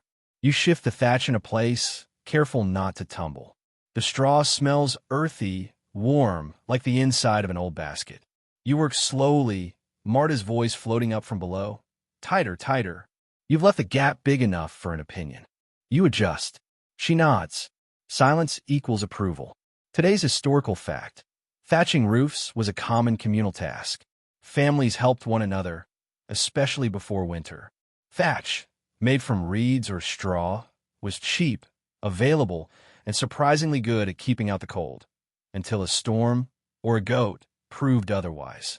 Obscure tidbit? In some villages, it was customary to hide a tiny token, a coin, a carved bead, a snippet of dyed cloth, under a fresh patch of thatch for luck. Some believed it invited good spirits to settle above the household. Others swore it kept birds from nesting in the eaves. Mixed success on that one. Historians still debate if these objects were tokens of folk belief or early attempts at ritual insulation. Whatever the reason, a thatched roof was never just a roof. It was a barrier against the world, and a little bit of personal history tucked between stalks. You finish the repair. Marta brings you a ladle of cold broth. Not much, but enough. She doesn't say thank you, just gives you a look that says she saw you almost fall twice and forgives you for it. You walk home with sore arms, a slight limp, and a straw in your hair you'll find 3 days from now. At the cottage, your spouse greets you with a raised eyebrow and a basin of water. Wash, they say. You look like you fought a haystack and lost. You wash. The water is cold. The dirt leaves reluctantly. The roof dust stays in your hair like a crown made of work. You eat a small dinner, a stew with too many onions and not enough everything else. But it fills the space, and that's what matters. After the meal, you sit together near the hearth. You bring out the smooth stone from earlier. Show it to your spouse. They run a thumb across it, then place it gently on the windowsill beside the little wooden goat. It joins the shelf of strange treasures. A twisted spoon handle, a feather with a green tip, the violet from the pouch, a bent nail that looks like a fish. None of them have value, but all of them have meaning. You watch the fire burn down to soft orange coals. You think about the day, about the view from the roof, about the mugwort, the stone, the boy, and the knock that still lingers in your thoughts like a whisper. And just before you lie down for the night, your spouse murmurs, "I dreamed we lived by the sea." You smile. Was the goat there too? They nod. She ran a ferry. You both laugh, quietly, tiredly. And then sleep takes you, gently, as if it too is ready to rest. Morning doesn't so much arrive as unfold itself with a long sigh. The sky is washed in a pale gray that looks like someone forgot to add the color. There's no rooster today. He's off sulking after yesterday's goat incident. You don't ask for details. You just tie your cloak, lace your boots, and step out into the soft hush of a new day that smells faintly of damp wood and distant chimney smoke. The village is quiet, but not asleep. Doors creak open, one by one. A few neighbors pass you, nodding, muttering half-hearted greetings with eyes still fogged from sleep. The blacksmith's fire is already up, hissing in the cold like a kettle that's seen too much. You're headed to the stream today, not for water, but for laundry. It's not glamorous. It's not dramatic, but it's necessary. And in a world like this, necessary is sacred. The walk is muddy but manageable. The goat follows you halfway and then turns back, apparently remembering more important matters at home. You reach the bank, roll up your sleeves, and kneel by the water. It's cold. It always is. Cold enough to make your bones grumble and your fingers question your choices in life. You scrub, rhythmically, shirt, tunic, under things, until your knuckles sting and your shoulders ache. A fish swims by, unimpressed. Somewhere upstream, someone drops a bucket with a splash and a creative curse. Today's historical fact. Medieval laundry was almost always done by hand, usually in rivers, streams, or communal washhouses. Ashes, sand, and stale urine were common cleaning agents. Yes, urine. It was called lant and prized for its ammonia content. Very popular, very pungent. Obscure tidbit? In some areas, people believed that singing while washing kept evil humors from clinging to your garments. The logic was foggy at best, but it did lead to some of the world's first passive-aggressive laundry choirs. Historians still debate whether communal washing days were more about cleanliness or social bonding, or perhaps a method of airing both clothes and grievances. You don't sing, but you do hum. It helps. The sound of your own voice, even half-whispered, keeps the silence from feeling too thick. You glance down at the water, half expecting to see something or someone, looking back. But it's just your reflection. Blurry, a bit stern, very wet. When the clothes are clean enough, which is to say, less offensive than they were, you wring them out and pack them in a cloth bundle. Heavy, damp, smelling faintly of river and whatever truth the wind was holding. You trudge back uphill, boots squelching in the mud. The path winds past a grove of hawthorn trees, their branches like crooked fingers scratching at the sky. One of them bears a scrap of red ribbon, tied there long ago by someone hoping for luck, love, or an end to someone's cough. No one remembers whose. Back in the village, you pass the chapel. The door is open again, and inside, you see Brother Tolan placing candles in a line on the altar. He looks up, smiles. You don't go in today, but you raise your hand in greeting. He nods. That's enough. Back home, you hang the laundry near the hearth to dry. Steam rises from the cloth in little tendrils, like ghosts leaving politely. Your spouse helps pin the heavier items. The shirt you wore when you got married. The one you wore the day your father passed. Clothes carry memory like scent. Faint, lingering, unshakable. Later, as the clothes dry and the cottage warms, you take out your tools and begin carving again. Not the bowl this time. That's finished. Today, it's something smaller. A spoon. Thin-handled, slight curve.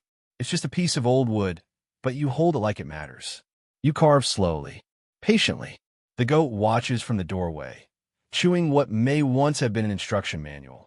Today's historical fact. Carving wooden utensils was an everyday skill in most peasant households. Children often learned by practicing on sticks, then moved up to more useful items like spoons, combs, and buttons. Every object had value. Every notch, a story. Obscure tidbit?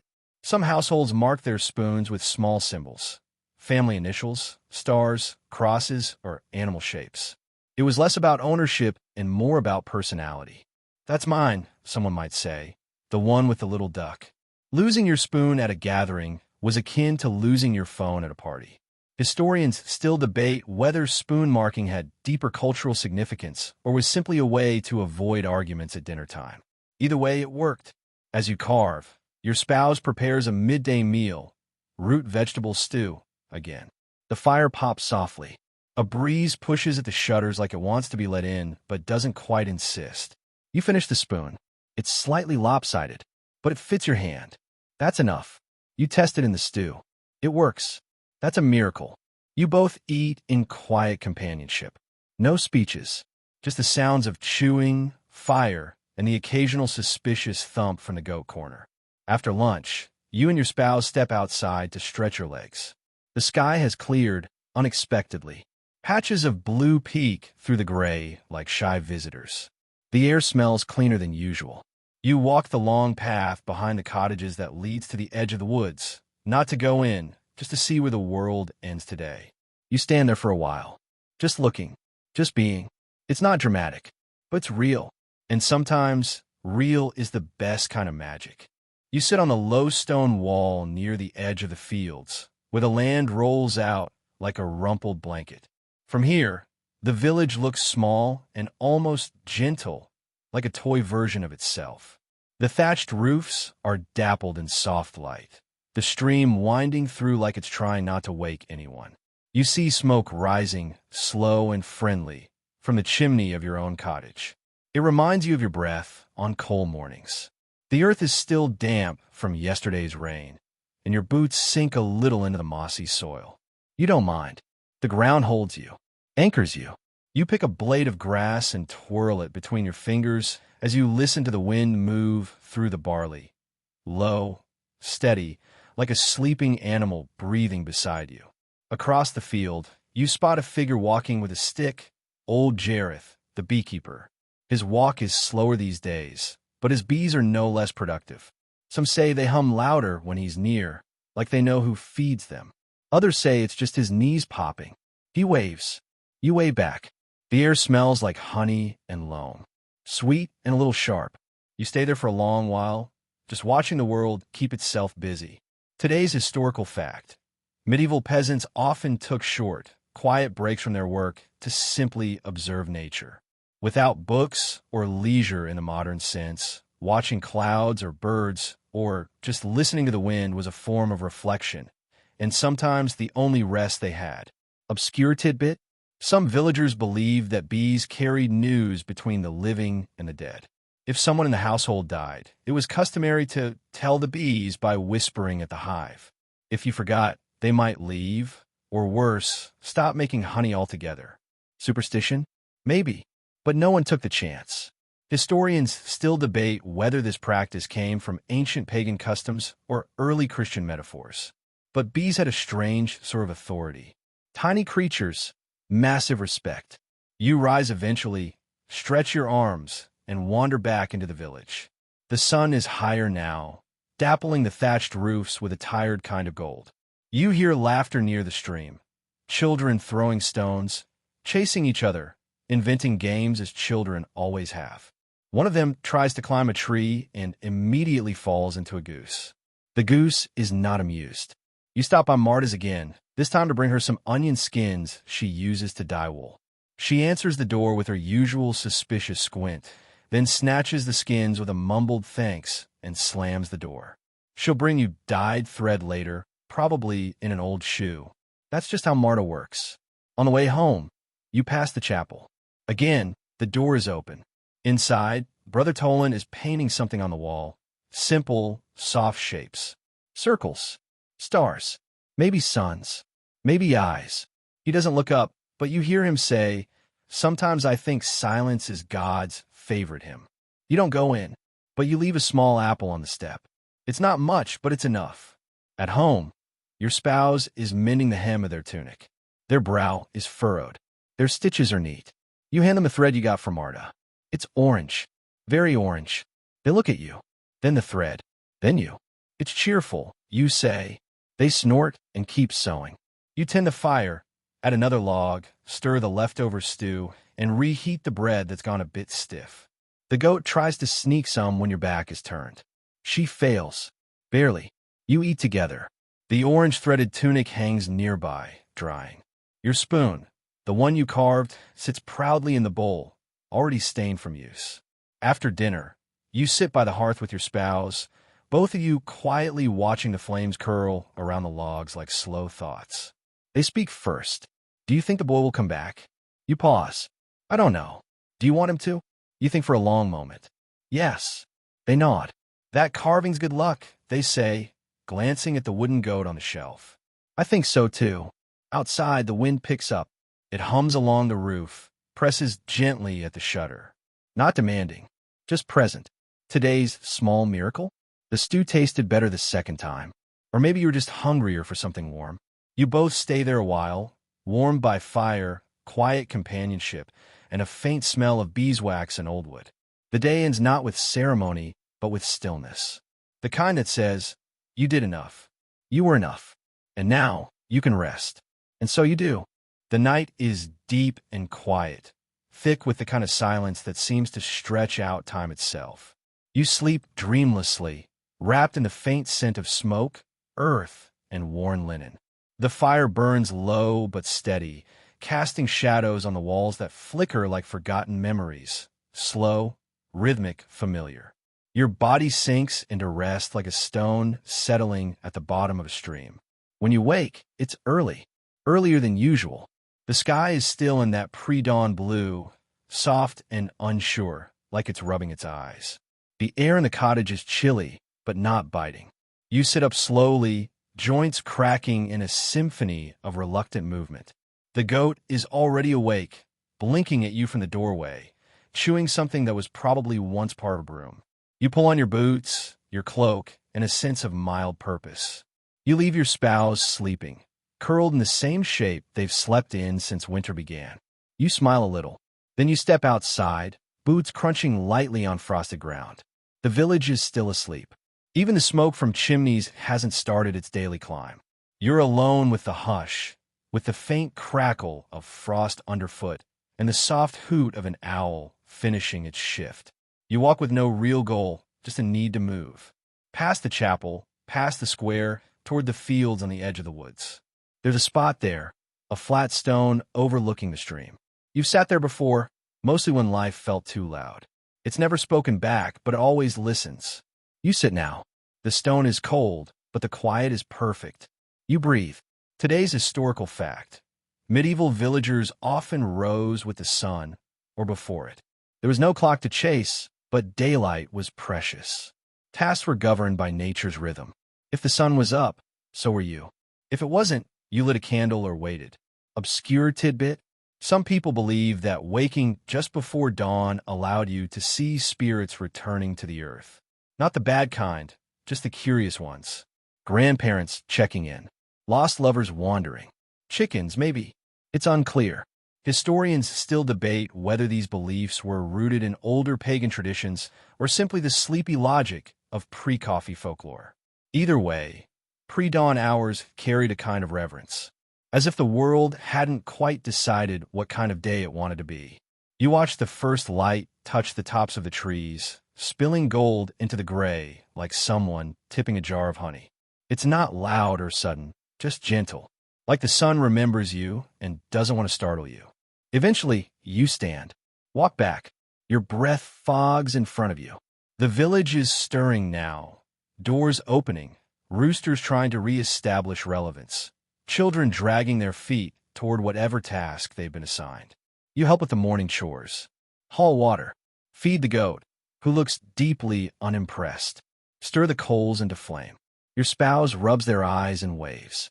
You hand them a warm piece of flatbread and a shrug that means good morning in your shared language of glances and grunts.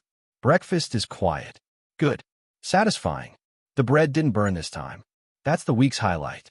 Later, you head to the woods again, this time with purpose. You've been asked to help gather firewood with a few others. It's a communal effort. A neighbor's child is getting married soon, which in village terms means a lot of people will come over, pretend not to gossip, and eat everything that isn't nailed down. Fires will be needed. Fires demand fuel. You walk among trees stripped bare by winter, the light breaking through branches in soft, uneven patches.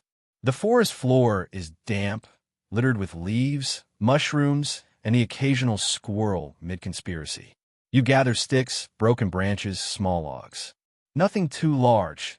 Your back already has opinions, and none of them are positive. Today's historical fact. Firewood collection was often a group task in small communities. Forests were sometimes common land, sometimes owned by nobles who allowed, or didn't allow, peasants to gather what had already fallen. Taking standing wood? That was theft. Taking fallen wood? That was life. Obscure tidbit? In some regions, people whispered that each type of tree gave off a different kind of warmth. Ash for a steady burn, birch for quick comfort, elm for a fire that crackled like voices. Willow was best avoided. It was said to carry sadness into the home. Historians still debate whether these beliefs were poetic metaphor or actual experience. But the preferences were strong and sometimes oddly accurate. You stack the wood in a shared cart. Others do the same. A few quiet jokes pass between you. Someone breaks into a short song. Someone else throws a twig at them. All in good fun. No one's angry. Not today. You all head back together, carts creaking, boots squelching, laughter trailing behind like smoke. At home, your spouse has swept the floor. The fire is going strong. A neighbor has dropped off a jar of dried berries, likely in thanks for something you forgot you did. You pretend to remember. It's the polite thing. You eat lunch, vegetable pie with herbs from the windowsill box. You drink warm cider. The goat naps in the doorway like she owns the lease. And for a while, the day stretches out. Wide, kind. Still, you sit outside again, this time on the bench you patched last spring. The sun rests on your shoulders. You feel its weight, not heavy, just present. You close your eyes. Not asleep, not awake. Just soft. And somewhere, faintly, you hear music. Maybe it's someone humming down the road. Maybe it's the trees. Maybe it's the fire in your chest that says, quietly, you are alive. Still. And for now, that's enough. Evening begins its slow descent, not with a bang, but with a soft dimming of the world's edges. The sun tucks itself behind the hills with the patience of a grandmother folding blankets. Shadows lengthen across the fields. The sky bruises into lavender and silver, a watercolor of the day's last breath. You're sitting outside the cottage again, your back to the warm stone wall, your boots off, your toes finally free to complain. The wooden bench creaks slightly beneath you, just as it always does, a sleepy protest against another long day. Your spouse is beside you, darning a sock with the same quiet focus they once used to flirt with you over parsnip stew. The goat lies nearby, chewing absolutely nothing with great enthusiasm. The breeze carries the smell of wood smoke, damp earth, and onions roasting somewhere in the village. You can hear a child laughing in the distance, followed by a dog barking and an adult yelling something about firewood or curfews. Probably both. The familiar chaos of people you've known forever. The sky shifts, deepens. A single star appears. Then another. Your spouse finishes the sock, bites the thread with a soft snap, and holds the work up for inspection. Still lumpy, they say. Like my feet, you reply. They smile. You smile back. The world is quiet again. Today's historical fact. In medieval villages, evening was a sacred kind of slow. Without artificial light, the rhythm of daily life naturally wound down with the sun. It was a time for meals, mending, stories, and silence. Work paused. The world held its breath. Obscure tidbit? Some villagers believe that if you worked too much after sundown, you could anger the night spirits. Invisible beings said to be wandering through homes and lanes to check on households. A clatter of a spoon at night? That wasn't your clumsy hand. It was a warning. Historians still debate whether these beliefs were rooted in superstition or simply invented to get people to rest. Either way, they worked. People listened. They slowed down. And maybe, just maybe, slept a little better. You stand up with a grunt and stretch your back. The stars are clearer now. A full scatter of them overhead, like someone spilled salt across a black tablecloth. You point out a few to your spouse, your favorite one, the one shaped like a bent fork, the one you're convinced is actually a goat with a halo. They humor you. You head inside, guided by candlelight. The warmth of the hearth greets you like an old friend. Your breath fogs, just a little in the air before the fire reminds you where home is. You sit down to a humble dinner, vegetable mash, flatbread, a sliver of soft cheese saved from the last market day. Not a feast, but comforting. Familiar. The kind of food that tastes like stability. You eat in quiet bites. The flames flicker gently. The candle sputters once, then settles. You hear the wind move across the shutters, not angry, just curious. After dinner, You reach for your wooden bowl, the one you carved earlier in the month. It's held up well. A little scorched at the rim from a brush with the fire, but that only gives it character. You run your fingers along the edges, tracing the imperfections. They feel more honest than any decoration. Your spouse is spinning thread now, the software of the spindle filling the room like a lullaby. The goat snores softly in the corner, as goats do, snout twitching, legs stiff as if she's dreaming of high drama and low fences. You pull a blanket over your knees, settle back into your chair, and watch the fire until the world goes soft at the edges. And there it is, that moment, the in-between, where time drips like honey and the air feels thick with meaning, even if you don't quite know what that meaning is. You think about the boy again, the one who gave you the pouch. You wonder where he went, who sent him, if he'll ever come back. You think about Matilda, the quiet village belle, the hand-carved goat on the shelf. You think about that smooth stone you found, still sitting on the windowsill like it knows something. You don't have answers, just moments, and that, you realize, is enough. Today's small miracle? Nothing extraordinary happened, but nothing bad did, either. And in a world as unpredictable as yours, a quiet day is the finest gift. You yawn. Your spouse finishes the thread. The fire fades into embers. The candle shrinks. The night swells. You both climb into bed, pulling the blanket up tight. Outside, the stars blink slowly. Inside, your breathing slows. Sleep comes gently. Not fast. Not loud. Just gently, like it knows you've earned it. You wake to soft light slipping through the shutter slats, painting quiet lines across the floor. The air inside the cottage is warmer than usual, the fire's coals still faintly glowing from the night before. Your back aches, yes, but not in a way that feels wrong. Just a reminder that you've been here, living this life one honest day at a time. Outside, the world feels fresh. A breeze stirs the morning, brushing against your cheeks as you step out, barefoot, into the damp grass. The goat greets you with a snort and a request for breakfast. You oblige. The routine is quiet but full.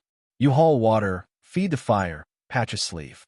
Your spouse hums something tuneless as they fold the dry linens. The days have not changed dramatically, but somehow things feel steadier. Kinder. The little wooden goat still sits on a shelf, its carved edges slightly worn from where you've touched it absently over time. You never did find out who carved it or what the dried violet truly meant. But in its own quiet way, it became part of the household. Like the smooth stone, like the bent nail, like the stories no one finishes but everyone remembers. The boy never returned, not in the way you expected. But weeks later, Brother Tolan mentioned a child staying briefly at the monastery, silent, pale, carrying a pouch with a carved symbol none of the monks could place. He said the boy left just before sunrise, walking east, and never looked back. You didn't ask for more. Some stories are meant to remain unfinished, not because they aren't important, but because their weight is best carried in silence. The neighbor's daughter married beneath the tall oak tree near the chapel, just as the first green buds began to show. You attended, of course, wearing your repaired cloak and your crooked grin. There was music, there was laughter, and, to your amusement, a goat who ate half the wedding bread before anyone noticed. People are still talking about it.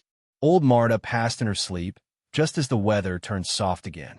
She left you a bundle of dyed thread and a folded scrap of paper with a drawing of a flower she said never grew properly in her garden.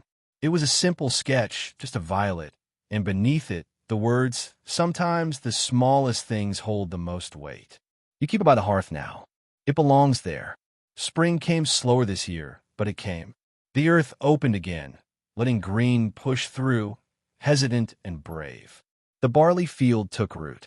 The path to the stream hardened enough to walk barefoot again. You found yourself sitting by the flat stone more often, not because anything was wrong, but because it was good to be still and listen. Your spoon, the one you carved, became a favorite, not because it was flawless, but because it fit your hand and carried the memory of the firelight and the day you shaped it. Small things matter. They always have. And the voices, the stories, the old fears, the deep quiet that once settled over the village like a fog. some of that still lingers. But the healer began holding evening gatherings near the chapel, soft circles of tea and warmth where people spoke if they wanted or sat in silence if they didn't. You went once, then again, sometimes just to listen, other times to say things you didn't know were waiting inside you. No one fixed anything overnight. That's not how life works. But slowly, gently, something changed. The village remembered how to hold each other up in quiet ways. A loaf of bread left on a doorstep. A laugh shared mid-task. A candle lit without reason, just for peace. Mental health in medieval times wasn't understood the way it is today. People didn't talk about anxiety or grief the way we do now, but they felt it deeply, and they found their own ways, through prayer, through herbs, through carving, through company, through walking the long road of an ordinary day and still choosing to hope that tomorrow would come. That's what you've done, too. You think of all of it now as the sun dips low again. The same bench, the same goat, the same sky, soft and forgiving. You sit with your spouse, feet touching, hands brushing, and you breathe in the smell of warm bread and cool air. You've lived another season. You've carried small burdens, found quiet joys, and answered silence with stillness instead of fear. And that is no small thing. So tonight, as the fire settles and the stars lean in again, you close your eyes knowing you did enough. You were here. You mattered. And now it's time to rest.